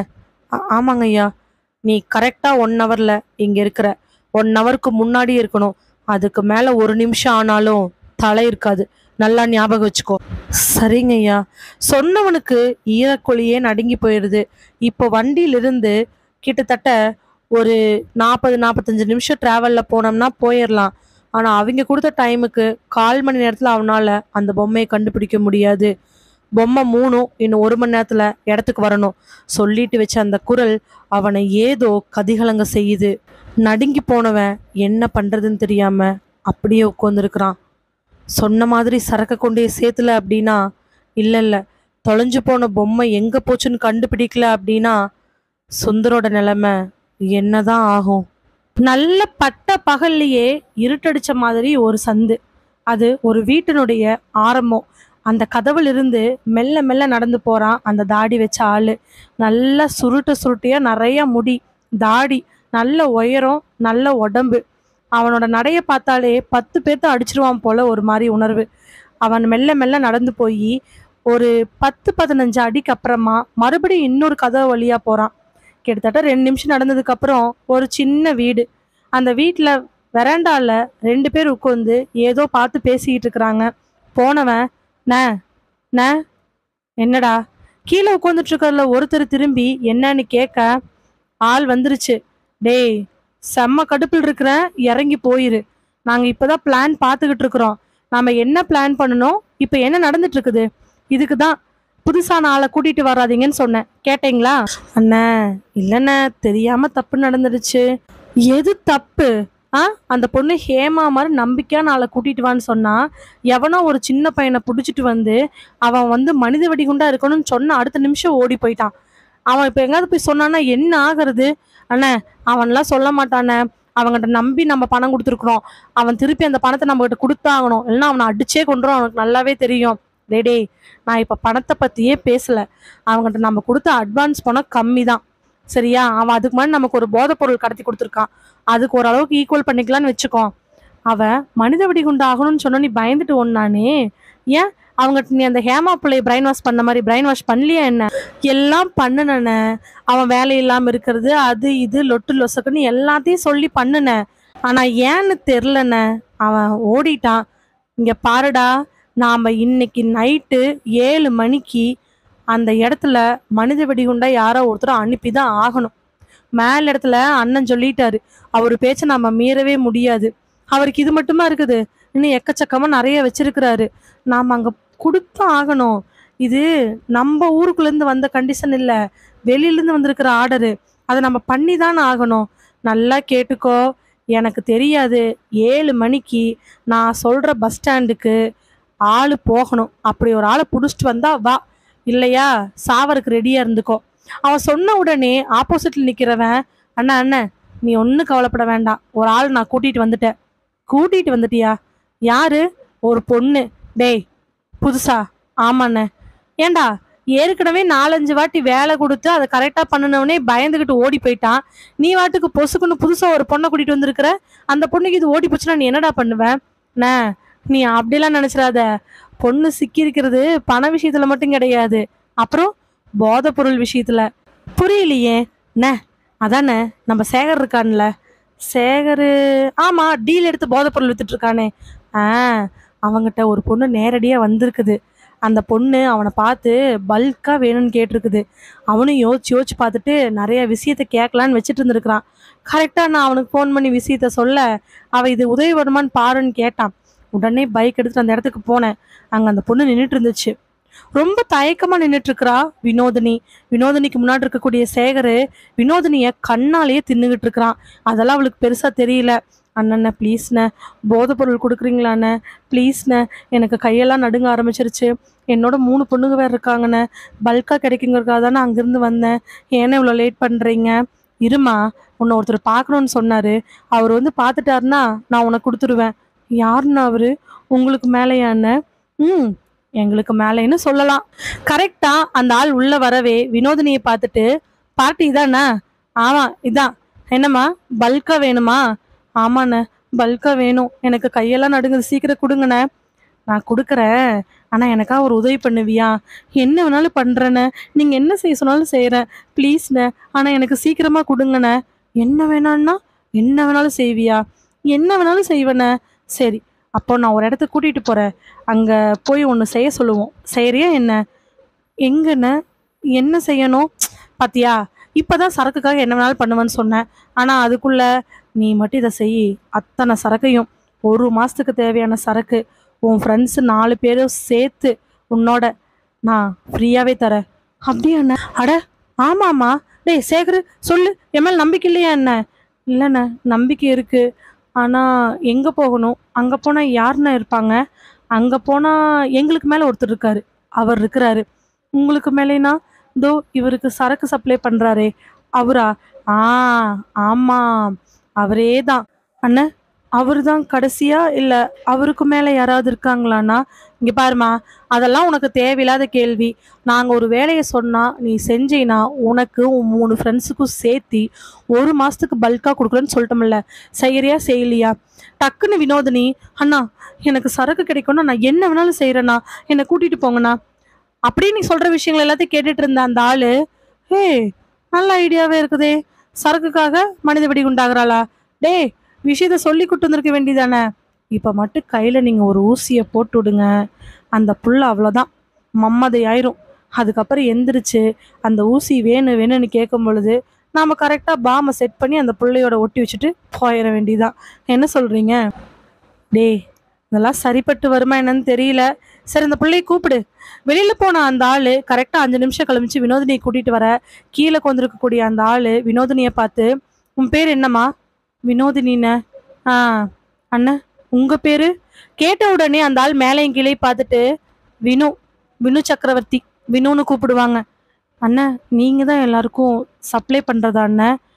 நான் தான் பண்ணுறேன். ஆனால் உன்னை கூட்டு வந்த விஷயம் என்னன்னு உனக்கு தெரியுமா? தெரிலண்ணே. ஆனால் என்ன வேணாலும் பண்ணுவேண்ணே. எனக்கு சரக்கு தானே ரொம்ப முக்கியம். போதை போடலின்னா என்னால் இருக்கவே முடியாதுண்ணே. நான் என்ன வேணாலும் பண்ணுறேண்ணே. நீங்கள் என்ன சொன்னாலும் கேட்குறேண்ணே. எனக்கு எதுனாலும் ஓகேண்ணே. சரி சரி, எத்தனை வாட்டி திரும்ப திரும்ப ஒரே இதாக சொல்லிட்டு இருப்ப? தோ இங்கே ஒரு ரூம் இருக்குவாரு, அந்த ரூமுக்குள்ளே போய் உட்காரு. சொன்ன உடனே தயங்க ஆரம்பிக்கிறா வினோதினி. அங்கே இருக்கிற 3 பேர்த்தோட மூஞ்சியும் பார்த்துட்டு கைகாலெல்லாம் நடுங்கெடுத்து வேர்த்து கொட்ட ஆரம்பிச்சிருது. இங்கே வருமா, நீ அப்படிலாம் நினச்சிடாத. நாங்கள்லாம் என்ன தப்பு பண்ணாலும் பெண் குலத்து மேலே கை வைக்கிற மாதிரி அபிப்பிராயமே கிடையாது. தோ இங்கே நிற்கிறானே இவன், நான், எல்லாரும் ரொம்ப ரொம்ப சுத்தமான ஆள். தாலி கட்டின பொண்டாட்டி வீட்டில் இருக்குது. அதோட தாலிக்கு நாங்கள் துரோகம் பண்ண மாட்டோம். உன் பெத்த அம்மா அப்பாவுக்கு நாங்கள் துரோகம் பண்ண மாட்டோம். நாங்கள் சரக்கு தரோம், ஆனால் அதுக்கு பதிலாக நீ வேற செய்யணும். போய் அந்த ரூமில் இரு. அண்ணன், சரிண்ணே. தயங்காமல் போமா. நாங்கள் உனக்கு அண்ணன்னு கூப்பிட்டதுக்கு அப்புறம் எந்த தப்பும் பண்ண மாட்டோம். சொன்னதுக்கு அப்புறமா வினோதினி மெல்ல மெல்லமா அந்த ரூமுக்குள்ளே போய் கதவை சாத்திக்கிட்டு உள்ளே உட்கார்றா. லாக்கை போட்டுக்கிட்டு எதுக்கும் சேஃப்டியாக இருக்கட்டு உள்ளே கோந்து ரூமில் என்னென்ன இருக்குன்னு அப்படியே சுற்றி பார்க்க ஆரம்பிக்கிறா. கரெக்டாக அதே நேரத்தில் வினோதினியோட ஃபோன் அடிக்க அதில் கணேஷ் அப்படிங்கிற நேம் வருது. வேக வேகமாக ஃபோன் எடுத்து ஆன் பண்ணி காதில் வைக்கிறா. ரவீந்தருக்கு முன்னாடி நின்றுட்டு இருக்கிறாரு இன்ஸ்பெக்டர் சிவம். சிவத்தை பார்த்த ரவீந்தர், சிவம், எஸ்பிகிட்ட கேட்டு ஸ்பெஷலாக உங்களை அப்பாயின்மெண்ட் பண்ணியிருக்கேன். உங்களுக்கு கீழே 2 இன்ஸ்பெக்டர், 4 எஸ்ஐஸ் இருக்காங்க. நீங்கள் தான் எப்படியாவது இந்த கேஸை முடிச்சு கொடுக்கணும். நம்மளது இது சாதாரணமாக கொலை, கொள்ளை, கற்பழிப்பு இல்லை ஏதோ ஒரு இடத்துல காணாமல் போன ஒரு விஷயத்தை கண்டுபிடிக்கிறது கிடையாது. நம்ம ஊரில், நம்ம டிஸ்ட்ரிக்டில் நடந்துட்டு இருக்கக்கூடிய அங்கங்கே இருக்கக்கூடிய மிக ரொம்ப கொடுமையான கலைகளை நீங்கள் பறிக்க போகிறீங்க. அதுக்கு என்ன ஹெல்ப் வேணாலும் கேளுங்க. எல்லா பக்கத்துலேயுமே செக் போஸ்ட்டை நல்லா ஸ்ட்ராங் பண்ணுங்கள். நம்ம ஊரில், நம்ம டிஸ்ட்ரிக்டில் இனிமேல் இந்த தப்பு நடக்கக்கூடாது. பாம்பு வெடிச்சதுலேருந்து எப்போ எங்கே என்ன நடக்குமோன்னு மக்கள் கூட்டம் அங்கங்கே போகிறதெல்லாம் நிறுத்திட்டாங்க. இருந்தாலும் ஸ்கூல்ஸ், காலேஜ், ஹாஸ்பிட்டல்னு எல்லா பக்கத்துலேயும் கூட்டம் இருந்துக்கிட்டே தான் இருக்குது. அதெல்லாம் தவிர்க்க முடியாத கூட்டங்கள். நீங்கள் தான் ஸ்டெப் எடுத்தாகணும். சார், ஆல்ரெடி எஸ்பி குமரன் இந்த விஷயத்தை எங்ககிட்ட சொன்ன உடனே நாங்கள் எல்லா வழியிலையுமே செக் பண்ண ஆரம்பிச்சிட்டோம் சார். அங்கங்கே செக் போஸ்ட் போட்டிருக்கோம். ஒவ்வொரு இடத்துலையுமே இன்ஸ்பெக்டர், எஸ்ஐ, கான்ஸ்டபிள்ஸ்னு பலத்த பாதுகாப்பு போட்டிருக்கோம் சார். லேடிஸ் ஒர்க் பண்ணுற இடத்துல லேடி கான்ஸ்டபிள்ஸு, ஜென்ட்ஸ் கான்ஸ்டபிள் 2 பேருமே நாங்கள் போட்டிருக்கிறோம் சார். அது மட்டும் இல்லாமல் சந்தேகத்துக்கான ஆட்கள் வெளியில் வந்தாங்கனாலோ போனாங்கனாலோ நாங்கள் செக் பண்ணிகிட்ருக்குறோம். நம்ம டிஸ்ட்ரிக்டில் வரக்கூடிய ஒவ்வொரு பஸ்ஸு, ட்ரெயின்லேருந்து எல்லாத்தையும் நாங்கள் செக் பண்ணிகிட்ருக்குறோம். ஏர்போர்ட்டில் கூட ஸ்ட்ராங்கான வலுவான இது போட்டிருக்கோம் சார். ஹார்பர் பக்கத்தில் கூட நிறையா போலீஸ் நாங்கள் வச்சுருக்கோம் சார். அதனால் நீங்கள் கவலைப்படணுங்கிற அவசியம் கிடையாது. கவலைப்படணுங்கிற அவசியம் கிடையாது அப்படிங்கிறது எஸ்பி குமரன் உங்கள் நேமை சொல்லும் பொழுதே நான் முடிவு பண்ணிட்டேன். எனக்கு இந்த கேஸில் யார் முக்கியமான குற்றவாளிகள்னு தெரியணும். அது ஒருத்தரா, 2 பேரா, 4 பேரான்னு தெரியாது. நீங்கள் இப்போ போட்டுக்கிற பாதுகாப்பெல்லாம் சரிதான். இருந்தாலும் கம்ப்ளீட் இன்வெஸ்டிகேஷன் எடுங்க. இன்வெஸ்டிகேஷன் ஸ்டெப்பில் மேலே மேலே யார் யார் பண்ணுறாங்கிற விஷயத்தை கண்டுபிடிங்க. இப்போது அந்த பொண்ணு மனித வெடிகுட்டா இருந்துச்சே, அது பேர் கூட அவரை இழுக்கும் பொழுதே இன்ஸ்பெக்டர் சிவம், ஹேமா சார், அந்த பொண்ணு ஒரு குறிப்பிட்ட இன்ஜினியரிங் காலேஜை சொல்லி அங்கே படிச்சிருக்கா சார். வேலை கிடைக்காதனால தெரியும் சிவம், எல்லாமே எனக்கு தெரியும் சார். இல்லை சார், அதுக்கப்புறம் அந்த பொண்ணு எங்கே போய் வேலை கேட்டா, ஏன் எந்த முடிவு எடுத்தா, அதுக்கப்புறமா யாரை மீட் பண்ணனா, எல்லா டீட்டெயிலும் கலெக்ட் பண்ணிட்டோம் சார். ஒவ்வொருத்தரும் நாங்கள் போய் மீட் பண்ணிட்டு இருக்கிறோம் சார். இப்போ வரைக்கும் சந்தேகப்படுறமான ஆட்கள் கிடைக்கவே இல்லை. அதே மாதிரி ஒரு பானிபூரி கடையிலையுமே ஒரு ஐஸ்கிரீம் கடையிலையுமே போதைப்பொருள் கடத்தின அந்த 2 பேர்த்தையும் அரெஸ்ட் பண்ணி வச்சு அவங்களை விசாரிச்சுட்டு இருக்கிறோம் சார். எப்படியும் அவங்க மூலமாக யார் இதெல்லாம் பண்ணுறாங்கன்னு ஒரு வழி நமக்கு கிடைக்கும். முக்கியமான ஆள் கிடைக்கிறானோ இல்லையோ, இந்த சப்டீலர் இருக்காங்க இல்லையா, அவங்க நிச்சயமாக கிடைப்பாங்க சார். அதனால சீக்கிரமாக ஆட்களை பிடிச்சிருவோம். 2-3 போலீஸ் இறங்கினாலே கேஸ் சீக்கிரமாக முடியும் பொழுது இத்தனை போலீஸ் இறங்கியிருக்கிறோம், கண்டுபிடிக்காமையாக போயிடுவோம். சிவம், நம்பிக்கை இருக்குது.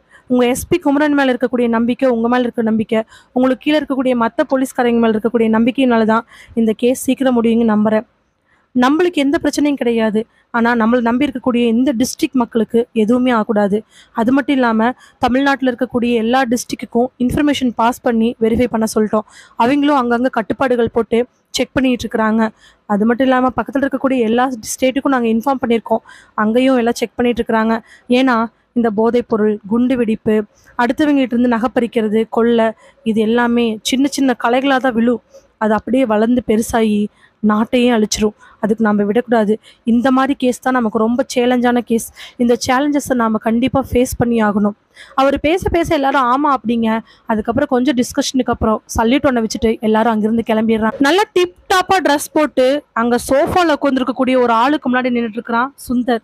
சுந்தருக்கு நெஞ்செல்லாம் படபடப்பு, மூஞ்சி எல்லாம் வேர்த்து கொட்டுது. அந்த ஆளுக்கு பக்கத்துல நல்லா வெள்ளையா வெள்ளை கலர் வெள்ளை சட்டை போட்டு நல்லா வாயில பாக்கு வெத்தலை எல்லாம் போட்டுட்டு உட்காந்துட்டு இருக்கிறாரு ஒரு சேட்டு.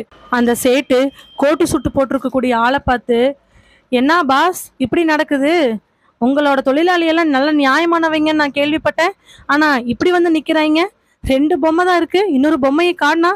அந்த ஆளு கொன்ன உடனே அந்த பாஸ்க்கு கோவம் வந்து எந்திரிச்சு நின்று ஓங்கி சுந்தரத்தை சப்புன்னு அப்புறாரு. வெளியில் நின்றுட்டு இருக்கக்கூடிய வேலனுக்கு என்னமோ மனசு அப்படி ஒரு ஆறுதலா இருக்குது. எங்க இன்னொன்னு பாஸ், நிஜமாலுமே சொல்கிறேன், எனக்கு எதுவுமே தெரியாது. நான் இங்கே தான் பாஸ் வச்சுருந்தேன். இங்கே தான் வச்சுருந்தியா? எப்படி எப்படி காணாமல் போயிருக்கோம்? பெட்டிக்கு பாஸ்வேர்டு நீ தான் போட்ட. உன் கண்ணு முன்னாடி தான் அந்த பொருளை நான் உள்ளே வச்சு உன் கையில் கொடுத்தேன். பெட்டிக்கு பாஸ்வேர்டு போட்டவன் உன்னோட பாஸ்வேர்டு தெரியாமல் எப்படி எடுத்துருந்துருக்க முடியும்?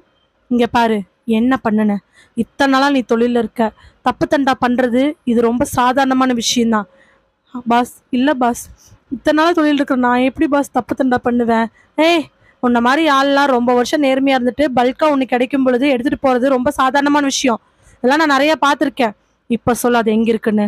இல்லைன்னா நடக்கிறதே வேறையா போயிடும். பாஸ், அப்படிலாம் இல்லை பாஸ். நான் இங்கேருந்து எடுத்துகிட்டு போகும்போது திரும்ப திரும்ப அதே சொல்லாத. சரக்கு வெளியில் எங்கேயும் போகல, உங்கள்கிட்ட தான் இருக்குது. அதை நம்ம இங்கேயே தான் கைமாற்ற போகிறோம். வந்து அவங்க பணத்தை கொடுக்கும்பொழுது சரக்கு அவங்ககிட்ட முழுசாக கொடுக்கல, பெரிய பிரச்சனை ஆயிடும். இத்தனை வருஷமா நான் பண்ணிட்டு இருக்கிற எல்லாமே வேஸ்டா போயிடும். சொல்லு, எங்க வச்சிருக்க? திரும்ப திரும்ப அந்த ஆள் கேட்க சுந்தருக்கு என்ன பண்றனே தெரியல. நெஞ்செல்லாம் நடுங்க ஆரம்பிக்குது. 1/2 மணி நேரம் கேட்டும் சுந்தர் ஒரே பதில சொல்ல, கடைசியா அந்த ஆள் சுந்தரத்தை பார்த்து, நல்லா காதுல வாங்கிக்கோ, உனக்கு இன்னும் கொஞ்ச நேரம் தான் டைமு. இப்ப இருந்து சாயங்காலம் 7 மணி வரைக்கும் உனக்கு நான் நேரம் தரேன். அந்த 7 மணிக்குள்ள இன்னொரு சரக்கு என் கைக்குள்ள வரல, 3வது பொம்மையை நான் பார்க்கல, நீ தீந்த. இனிமேல் உன் உயிர் உனக்கு இல்லை, நீ நினைச்சுக்கோ. கிளம்பு.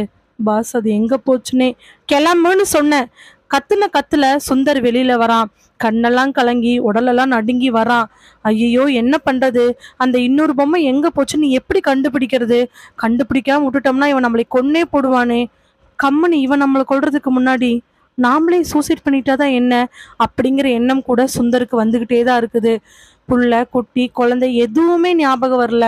பாஸ்கிட்ட மாட்டிக்கிட்டோம்னா சாகடிச்சிருவாருங்கிறது மட்டுமே ஞாபகம் வர தவறான முடிவுக்கு மனசு தயாராக ஆரம்பிக்குது. கணேஷ்னுடைய ஃபோன் அட்டன் பண்ணி காதல வைக்கிறா வினோதினி. சொல்லு கணேஷ், என்ன விஷயம்? எங்க இருக்க? வந்துட்டேன்.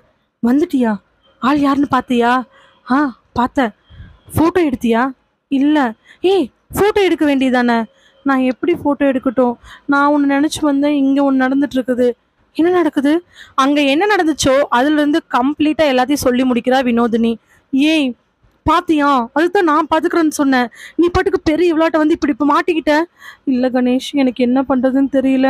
ஒருவேளை எல்லாம் கைமீறி போச்சுன்னா நீ போலீஸ்க்கு போய் இன்ஃபார்ம் பண்ணி கூட்டிகிட்டு வந்துடுறியா? வினோதினி, ஏன் வினோதினி இப்படி பண்ணுற? உன் தங்கச்சிக்கு யார் போதை பொருள் கொடுத்துட்ருக்குறாங்கன்னு கண்டுபிடிக்கணுங்கிறதுக்காக நீ தேவையில்லாமல் ஆரம்பிச்சு இப்போ எங்கே வந்து நிற்க தெரியுமா?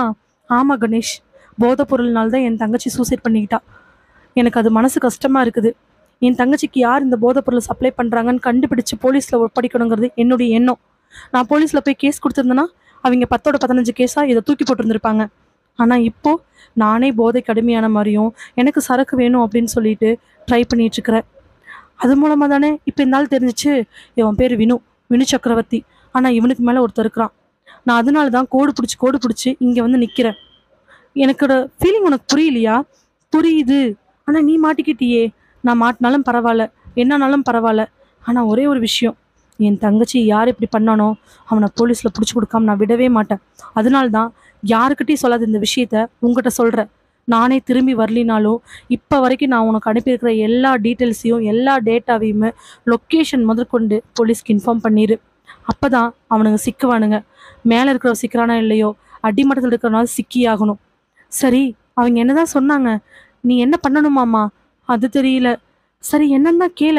அது கூப்பிடுறேன்னு சொன்னாங்க. கரெக்டாக பேசிட்டு இருக்கும் பொழுதே வெளியில கதவை தட்டுது. ஏம்மா கதவை தரமா, கதவை தர.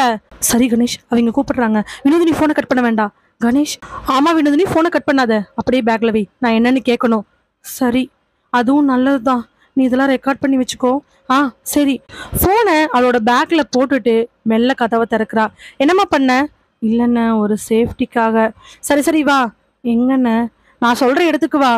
அண்ணா, என்னன்னு தெரிஞ்சுக்கலாமா அண்ணா? தெரிஞ்சுக்கலாம், வாமா. இல்லைண்ண. ஸோ கடவுளே, உனக்கு இப்போ ஒரு சரக்கு தரோம், சரியா? அந்த சரக்கை போடு. நீ எந்திரிக்கும் போது எப்படி இருக்குன்னு பாரு. அதே சரக்கு உனக்கு ஒரு மாசத்துக்கு கொடுத்துட்றோம். அதான் உனக்கு. அப்படியாண்ண? சரிண்ண. ஆ, உள்ள போ. தயங்குனவ நடக்கறக்கே பயப்படுறா. உள்ள போமா. மெல்ல மெல்ல நடக்க. மா ஒரு நிமிஷம். சொல்லுங்கண்ணே. பேக் இங்கேயே வச்சுட்டு போ. அண்ணா, அது பேக் இங்கேயே வச்சுட்டு போமா. பேக் அங்கே இருக்கிற டேபிளில் வச்சுக்கிட்டு அந்த ரூம்ல இருந்து வெளியில வரா. கரெக்டாக வந்து ரூம்ல இருந்து அவங்க சொன்ன ரூமுக்கு போக அதே ரூம்ல நின்றுட்டு இருக்கக்கூடிய அந்த ஆள் பக்கத்துல இன்னொருத்த வரான். என்னப்பா, பிள்ளைகிட்ட உண்மையை சொல்லிட்டீங்களா? சொல்லலாம் சொல்லலாம். வினு அண்ணா சொல்ல வேண்டாங்கிறாரு. கடைசியா 7 மணிக்கு சொல்லிக்கலாம். யோ சொல்லுங்கய்யா. அடுத்த மனித வெடிகுண்டு நீதான் சொல்லுங்க. அந்த பிள்ளை கரெக்டா பாம உடம்புல கட்டும்போது இது பயப்பட போகுது. அந்த ஆள் சொன்ன அடுத்த நிமிஷம் போன்ல லைன்ல இருக்கக்கூடிய கணேஷ்க்கு தூக்கி வாரி போடுது. ஐயோ, வினோதினிக்கு போதை மருந்து போட்டு மயக்கடையை செஞ்சு எந்திரிக்கும் பொழுது அவளை மனித வெடிகுண்டா மாத்துறாங்களான்னு அவனுக்கு அப்பதான் புரியுது. இப்ப நாம என்ன பண்றது, எப்படி இன்ஃபார்ம் பண்றது நினைச்சுக்கிட்டே போன் லைன்ல இருக்கிறான் கணேஷ். வினோதினி தப்பிப்பாளா, இல்ல இவங்களோட பிளானுக்கு இரையாயிருவாளா? அதே மாதிரி சுந்தர் அந்த பொருளை கண்டுபிடிச்சிருவானா, இல்ல கண்டுபிடிக்கிற முயற்சியில தன்னைத்தானே ஏதாவது பண்ணிக்குவானா? இன்ஸ்பெக்டர் சிவம் தலைமையில் இருக்கக்கூடிய டீம் இதெல்லாம் கண்டுபிடிச்சு இனிமேல் தவறுகள் நடக்காம பண்ணுவாங்க. ஆனா எத்தனை நாள் தான் ஆகும்? எல்லா இடத்துலயும் கெடுபிடி ஆக்கிட்டாங்க.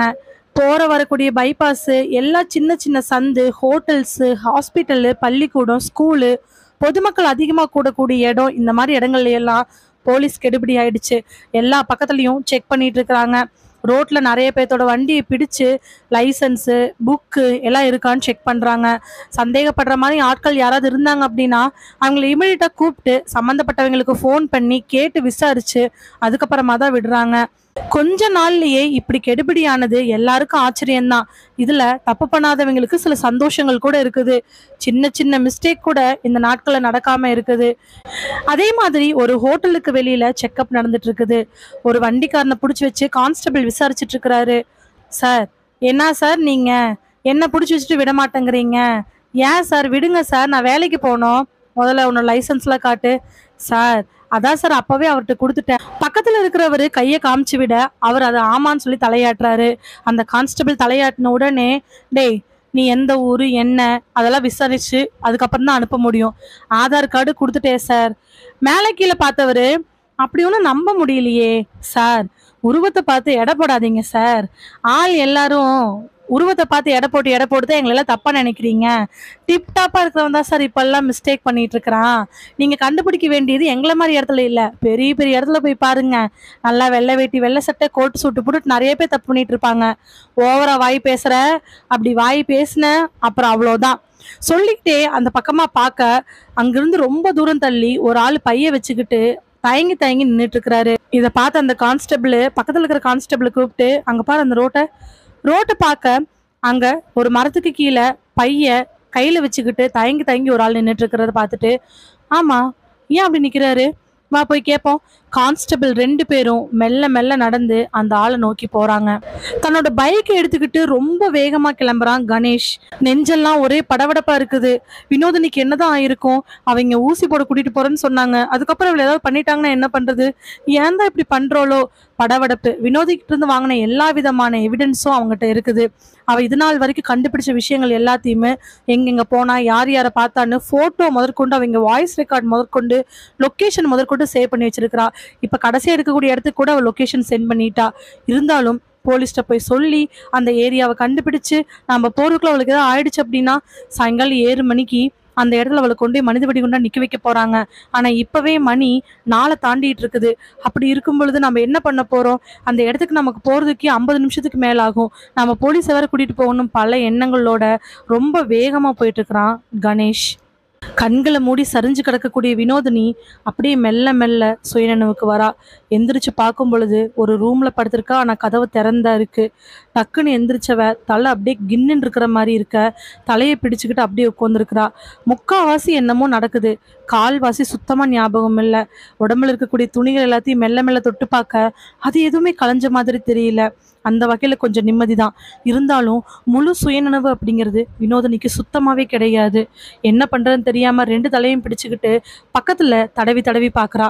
ஏதாவது ஃபோனு பேகு கிடைக்குமான்னு பார்க்குறவளுக்கு அங்கே வச்சுட்டு வந்தது சுத்தமாக ஞாபகமே இல்லை. அப்பதான் ஒரு காலடி சத்தம் கேட்கவே அவ கவனிக்க ஆரம்பிக்கிறா. நல்லா அந்த காலடி சத்தம் அவளுக்கு பக்கத்தில் வந்து ஒரு நேரத்தில் நின்றுகுது.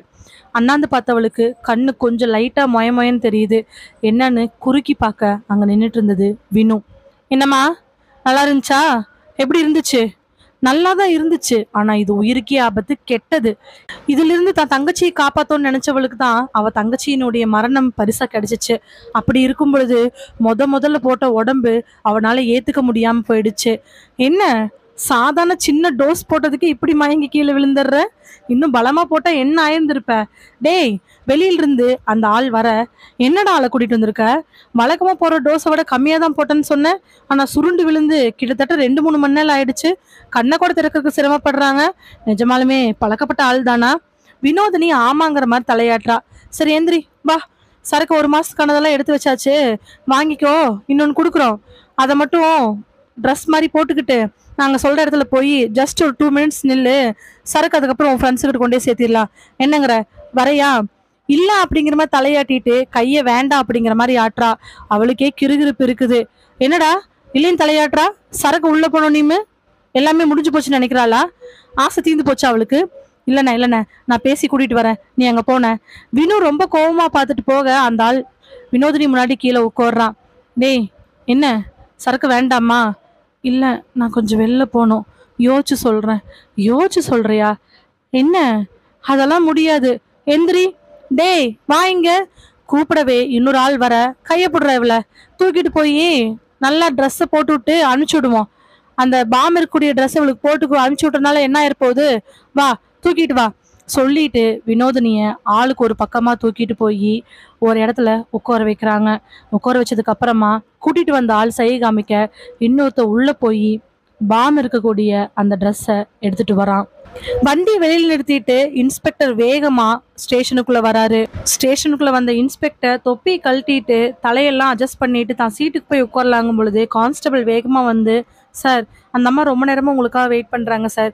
திரும்பி பார்க்க அங்க இருக்கக்கூடிய டேபிள்ல கண்ணெல்லாம் அழுது வீங்கி இருக்கக்கூடிய ஒரு அம்மா எந்திரிச்சு வராங்க. வாங்கம்மா, என்ன விஷயம்? ஏதாவது பிரச்சனையா? கான்ஸ்டபிளை பார்த்தவரு, ஏங்க நீங்க வாங்கியிருக்கலாம்ல ரிப்போர்ட்டு? நாங்கள் எப்போது கூப்பிட்டுட்டு இருந்தோம் சார், எஃப்ஐஆர் போடுங்க, என்ன பிரச்சனைன்னு சொல்லுங்கன்னு. ஆனால் உங்களை தான் பார்க்கணுன்னு சொல்லி நின்றுட்டு இருக்கிறாங்க. அழுத கண்ணோட வந்தவங்க, சார் நான் இது உங்ககிட்ட கொடுத்தாகணுங்கிறக்காக தான் சார் இவ்வளோ நின்றுட்டு இருந்தேன். உங்ககிட்ட தான் கொடுக்கணும். இந்த ஏரியாவில் நீங்கள் தான் நியாயமான போலீஸ்கார் நான் கேள்விப்பட்டேன். அதனால தான் எங்கள் பக்கத்தில் இருக்கக்கூடிய ஸ்டேஷனுக்கு போகாமல் 4-5 கிலோமீட்டர் தள்ளி இருக்கக்கூடிய உங்கள் ஸ்டேஷனுக்கு வந்தேன். இதை கொஞ்சம் பிடிச்சிக்குங்க சார். அது ஒரு லெட்டர் மடிச்சிருக்குது 4 வாட்டி. அதை வாங்கினவர், என்னம்மா விஷயம்? சார் எங்கள் வீட்டுக்காரர் சூசைட் பண்ணிக்கிட்டாரு சார். என்னம்மா சொல்கிறீங்க? யாருனாலம்மா? யாராவது மேலே கேஸ் கொடுக்கணுமா? யார் காரணம்? அவரே தான் சார் காரணம். யார் மேலேயும் கேஸ் கொடுக்கக்கூடாது. ஆனால் இந்த லெட்டரை உங்ககிட்ட கொடுக்க சொல்லிட்டு அவர் இறந்துட்டாரு. எங்களுக்கு ஒரு லெட்டர் எழுதி வச்சு அதுக்கு அடியில் இது இருந்துச்சு. அதில் இந்த லெட்டரை கொண்டு போய் போலீஸ்கிட்ட சேர்த்திரு. நீ சேர்த்துற போலீஸ் ரொம்ப நியாயமாக நேர்மையாக இருக்கிறவராக இருக்கணும். அப்போ தான் இங்கே இருக்கிறவங்களுக்கு விடிவு காலம் கிடைக்கும்னு சொல்லி எழுதியிருந்தாரு சார். எப்பம்மா இறந்தாரு? நேற்று தான் சார் இறந்தாரு. என்னம்மா சொல்கிறீங்க? ஆமாம் சார். சொல்லிட்டு அந்த லெட்டரை வேகமாக படித்து ஒரு கிளான்ஸ் பார்க்க அதுலேருந்து வரிகள்லாம் புரியல. ஆனால் அதற்கு கீழே பேர் சுந்தர்னு இருந்துச்சு. அந்த ஆள் பக்கத்துல போன கான்ஸ்டபிள் 2 பேரும் அங்க போய் நிக்கவே அந்த ஆளுக்கு படபடப்பாயிடுது. என்னப்பா, பேர் என்ன? சார் சார் ஊருக்கு போகணும் சார். ஊர்ல இருந்து வந்தேன் சார். இப்ப மறுபடியும் ஊருக்கு போகணும்.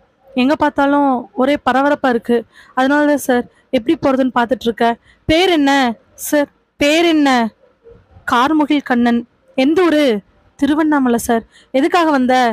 வேலை விஷயமா வந்தேன் சார். வேலை விஷயமாவா? சரி வா, ஒரு செக்கப்பு, அதே மாதிரி உன்னோட ஆதார் பேன் எல்லாத்தையும் கொடுத்தீங்கன்னா என்னன்னு பார்த்துட்டு நான் உன்னை அனுப்பிச்சி வச்சிடுறேன். இல்லை சார், நான் எந்த தப்பும் பண்ணல சார். என்னை விட்டுருங்க சார். எனக்கும் எதுக்கும் சம்மந்தமே இல்லை சார். நான் ஊருக்கு போகிறேன் சார். அம்மாவுக்கு கொஞ்சம் கண்ணில் ஆப்ரேஷன் பண்ணணும். பணத்துக்காக தான் சார் வேலைக்கு வந்தேன். என்னை விட்டுருங்க சார். அவர் பயப்படவே அவங்க 2 பேத்துக்கு இன்னும் சந்தேகமாயிடுது. சரி வா போலாம் வா. ஒரு கான்ஸ்டபிள் கையை பிடிச்சு கூட்டிட்டு போக அந்த ஆள் வரமாட்டேன்னு அடம் முடிக்கிறாரு. கண்ணெல்லாம் கலங்கி நிக்குது. ப்ளீஸ் சார், என்னை விட்டுருங்க சார் அப்படிங்கிற வார்த்தையோட நடந்து நடந்து போலீஸ்லாம் இருக்கிற இடத்துக்கு வர அங்க நின்றுட்டு கூடிய எஸ்ஐ கான்ஸ்டபிளை பார்த்து, என்ன சார், அங்க நின்றுட்டு இருந்தாரு சார், ரொம்ப பயப்பட்டாரு.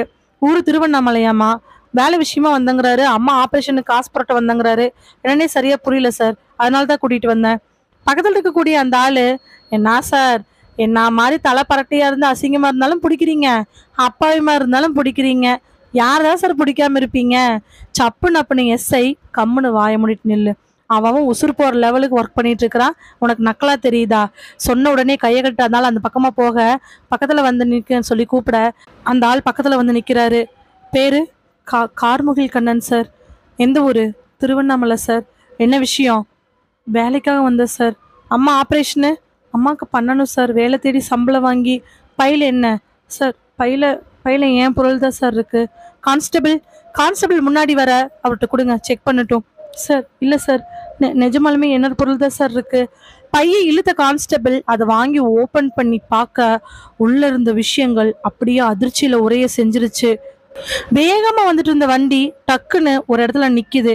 அந்த செக் போஸ்ட்ல இன்ஸ்பெக்டர் சிவம் நின்றுட்டு இருக்கிறாரு. இதை பார்த்த கணேசனுக்கு மனசுக்குள்ள பெரிய சந்தோஷம். பைக்கை வேகமா ஓட்டிட்டு போக இன்ஸ்பெக்டர் சிவத்துக்கு முன்னாடி நிற்கக்கூடிய போலீஸ் எல்லாரும் தடுத்து நிறுத்தி கூட அந்த வண்டி தன்னை மீறிட்டு போய் இன்ஸ்பெக்டர் சிவத்துக்கு முன்னாடி நிக்க அதை பார்த்தவர் ஃபர்ஸ்ட் கோவப்படுறாரு. என்னப்பா நிக்க சொல்றாங்க, நீ பாட்டுக்கு வர? சார் கொஞ்சம் எமர்ஜென்சி சார், உங்ககிட்ட பேசி ஆகணும் சார். என்னப்பா, எது வந்தாலும் இந்த பக்கம் வந்து பேசு. வேகமா வந்தவன், சார் நீங்க தேடிட்டு இருக்கிற எல்லா விஷயத்துக்கான ஆதாரம் எங்கிட்ட இருக்கு சார். தயவு செஞ்சு வாங்க சார், நாம போகணும். என்னப்பா சொல்ற? கொஞ்சம் விளக்கமா சொல்லு. சார் விளக்கமா சொல்றதுக்கு நேரம் இல்லை சார். வினோதினிங்கிற ஒரு பொண்ணு தான் தங்கச்சி போதைப் பொருள்னால இறந்து போயிட்டா. அதுக்காக அந்த காணமானவங்களை கண்டுபிடிக்கணும்னு அவ தன்னைத்தானே போதைக்கு உட்படுத்திக்கிட்டலாம் நடிச்சு கிட்டத்தட்ட 2 மாசமா இப்பதான் சார் அது யாருன்னு கண்டுபிடிச்சா. ஆனா அதுக்குள்ள அவ பெரிய ஆபத்துல மாட்டிருக்கா சார். என்ன ஆபத்து சார்? அவளை மனித வெடி கொண்டா இப்போ ஒரு இடத்துல கொண்டே நிக்க வைக்க போறாங்க சார். இப்ப சீக்கிரமா போனதான் அவளை காப்பாற்ற முடியும் சார். அதுக்கான டீட்டெயில் எல்லாமே இங்க இருக்கு. வண்டி எடுங்க சார். லொகேஷன் நான் சொல்றேன். போய் அங்க பிடிச்சோம்னா அந்த பொண்ணை காப்பாத்திடலாம் சார். இன்ஸ்பெக்டர் சிவம் எஸ்ஐயும் வேகமா வண்டியில ஏறி உட்கார, கணேஷ் தான் பைக்கை அங்கேயே விட்டுட்டு வண்டியில ஏறி உட்கார, கணேஷ் சொல்ற ரூட்டுக்கு வண்டி போக ஆரம்பிக்குது. மதிப்புக்குரிய காவல்துறை அதிகாரி அவர்களுக்கு, என்னுடைய வாழ்க்கையில கஷ்டப்பட்டு சம்பாதிக்கும் பொழுது பணத்தினுடைய அருமை நல்லாவே தெரிஞ்சிச்சு. ஆனா வறுமை என்னை துரத்திக்கிட்டே இருந்துச்சு. எனக்கு திருமணமாகி அப்பா அம்மாவோட மருத்துவ செலவு, பிள்ளைகளுடைய படிப்பு அது இதுன்னு வரும் பொழுது தேவைகள் அதிகமாயிட்டே போக, தகாத ஒரு நட்புனால எனக்கு கிடைச்ச அறிமுகம் தான் பாஷ் அப்படிங்கிறவன். பாஷனுடைய உண்மையான பேர் என்ன ஏதுன்னு எனக்கு நிஜமாலுமே தெரியாது. ஆனா பாஷ் என் வாழ்க்கையில வந்ததுக்கு அப்புறம் கிட்டத்தட்ட ஒரு 7-8 வருஷமா பணத்துக்கு பிரச்சனை இல்லாம இருந்துச்சு. அவன் சொல்ற எல்லாத்தையுமே நான் செஞ்சேன். ஆனா அது எல்லாமே இல்லீகல். கடத்தல், போதைப்பொருள் கடத்தல், பாம் கடத்தல்னு எல்லாத்துலேயுமே நான் இன்வால்வ் ஆயிருந்தேன். என்னை நம்பி பெரிய பெரிய விஷயங்கள் கொடுத்து கோடி கணக்கில் கமிஷன் வாங்கினேன். அது எல்லாத்தையும் என் பசங்க பேரில், பொண்டாட்டி பேரில் அப்படி இப்படின்னு இன்வெஸ்ட் பண்ணி வச்சுருக்கேன். ஆனால் இப்போ ஒரு பெரிய பிரச்சனையில் மாட்டினதுனால அவன் என்னை கொல்ல கூட தயாராக இருக்கான். நான் இப்போ அப்ரூவ் ஆகி வந்தால் கூட என்றைக்குமே எனக்கு சாவுங்கிறது உறுதி தான். நான் செஞ்ச தவறுகளுக்கு என் மனசாட்சிக்கு நான் விரோதமாக இருக்கக்கூடாதுன்னா மரணத்தை தேடி தான் போகணும்.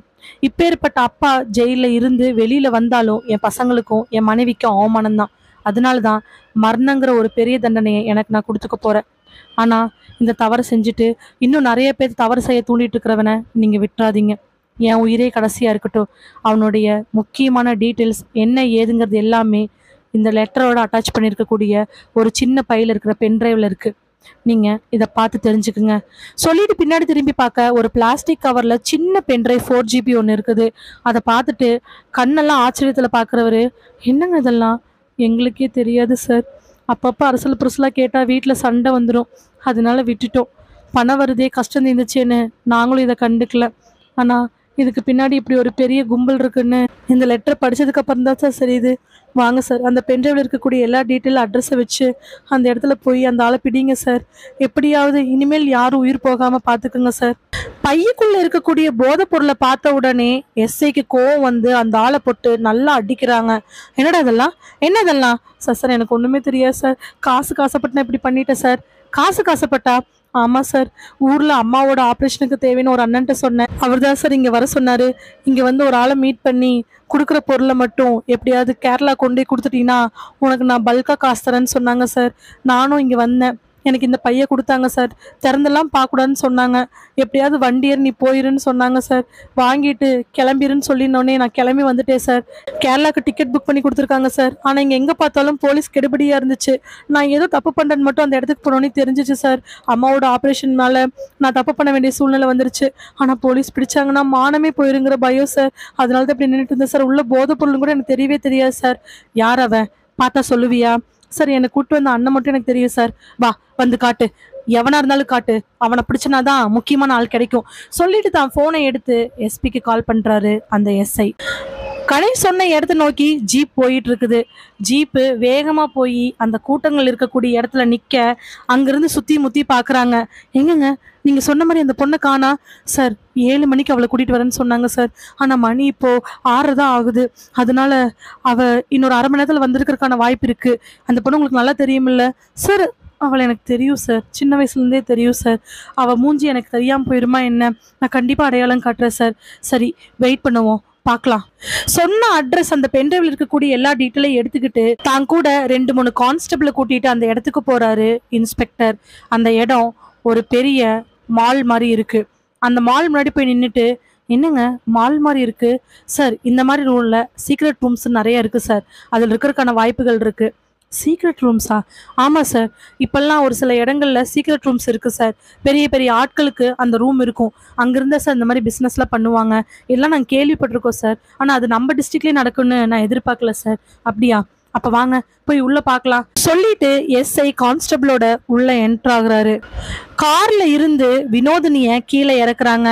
அவனால நடக்கவே முடியல. அவளுடைய உடல் பருமன் அதிகமான மாதிரி உடம்பு முழுக்க உப்பி இருக்கு. காரணம் அவ போட்டிருக்கிற ட்ரெஸ். 2 பக்கம் 2 பேர் கை பிடிச்சிருக்க வினோதினி அரகுற போதையோட மயக்கத்துல மெல்ல மெல்ல நடந்து வரா. கூட்ட நெரிசல் இருக்கக்கூடிய அந்த இடம். அங்கதான் பாம்பு வைக்கணும். 7 மணிக்கு வெடிக்கிற மாதிரி செட் பண்ணிருக்காங்க. வினு சக்கரவர்த்தி கூட்டிட்டு வந்த ஆளுனுடைய போன் கால்ல ப்ளூடூத்ல ஹெட்செட் போட்டு கேட்டுட்டு இருக்க. அவன் இன்ஸ்ட்ரக்ஷன் சொல்ல சொல்ல அந்த ஆளும் இன்னொரு ஆளும் வினோதினிய மெல்ல மெல்ல கூட்டிட்டு வராங்க.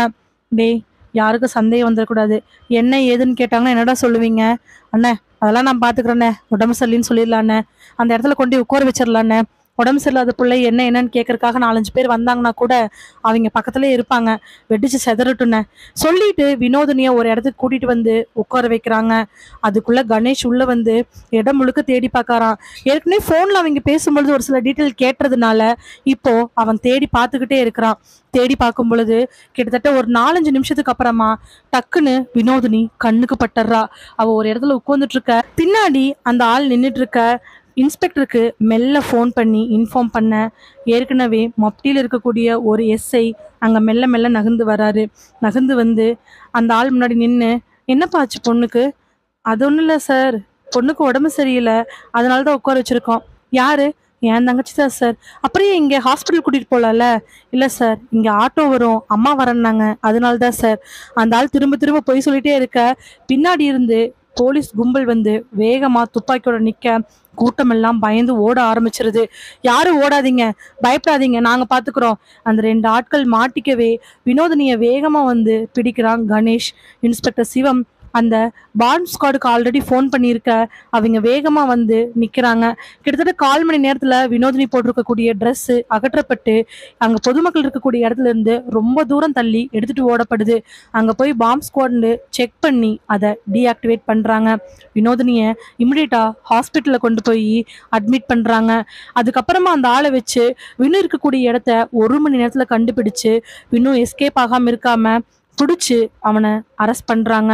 அதே நேரத்தில் மாலில் சீக்ரெட் ரூமில் இருக்கக்கூடிய பாஸ் அப்படிங்கிற ஆளையும் அவங்க கூட இருந்த சேட்டையுமே போலீஸ் அரெஸ்ட் பண்ணிடுறாங்க. அப்பாவித்தனமாக அம்மாவோட கண் ஆப்ரேஷனுக்காக வந்து அவனை பலிகட நினைச்ச அந்த ஆளையுமே போலீஸ் அரெஸ்ட் பண்ணிடுறாங்க. இது எல்லாமே 3-4 இடங்கள்ல அப்பப்ப டக்கு டக்குன்னு கிட்டத்தட்ட 1 மணி நேரம் 2 மணி நேரம் 1/2 மணி நேரம் கேப்ல நடக்கவே முக்காவாசி எல்லாருமே அரெஸ்ட் பண்ணப்படுறாங்க.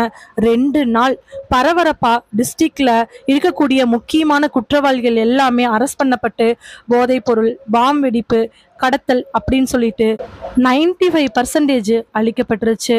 கேஸு அப்படியே மெல்ல மெல்ல குறையுது. தேடி பார்த்தா கூட எதுவுமே கிடைக்கலைங்கிற மாதிரி நிலைமை 1 வாரத்துக்கு அப்புறமா வரவே SP, collector, inspector, sub inspector இருக்கக்கூடிய மீட்டிங்கில் எல்லாருக்கும் பாராட்டு நடக்குது. அப்போ கலெக்டர் ரவீந்திரன் எல்லாத்தையும் பார்த்து, வாழ்த்துக்கள், நீங்களே இல்லைன்னா இது நடந்திருக்காது. எப்படியும் 10 நாளில் நம்ம டிஸ்ட்ரிக்டில் இருக்கக்கூடிய பிரச்சனைகள் எல்லாமே சால்வ் ஆயிடுச்சு. இனிமேல் நமக்கு எந்த பிரச்சனையும் இல்லைன்னு நம்ம நினைக்கக்கூடாது. எங்கேயாவது சின்ன கலையாக உருவாகிறது கூட பெருசாக வளரலாம். நம்ம பிரச்சனைகள் வரும்போது மட்டுமே ஒர்க் பண்ணாமல் இனிமேல் பிரச்சனைகள் வராமல் பார்த்துக்கிற அளவுக்கும் நாம் ஒர்க் பண்ணிட்டு இருக்கணும். அதனால நீங்கள் எல்லாரும் எப்போவுமே கண்காணிப்பில் இருங்க. ஒரு சின்ன தவறு நிறைய பேத்தினுடைய வாழ்க்கையை மாற்றி போட்டுரும். தேவையில்லாமல் வறுமை அது இதுன்னு உட்படுத்துறவங்களை நாம் கண்டுபிடிச்சு கண்டிப்பாக அழிக்கணும். அதனால இப்போ வரைக்கும் நீங்கள் எப்படி ஒர்க் பண்ணீங்களோ அதே மாதிரி இனிமேலும் ஒர்க் பண்ணுவீங்க அப்படிங்கிற நம்பிக்கை எனக்கு இருக்குது. சொல்லிட்டு ரவீந்தர் எல்லாருக்கும் தேங்க்ஸ் சொல்ல அங்கே இருக்கிற எல்லாரும் தங்களுக்கு தானே கை தட்டி பாராட்டிக்கிட்டாங்க.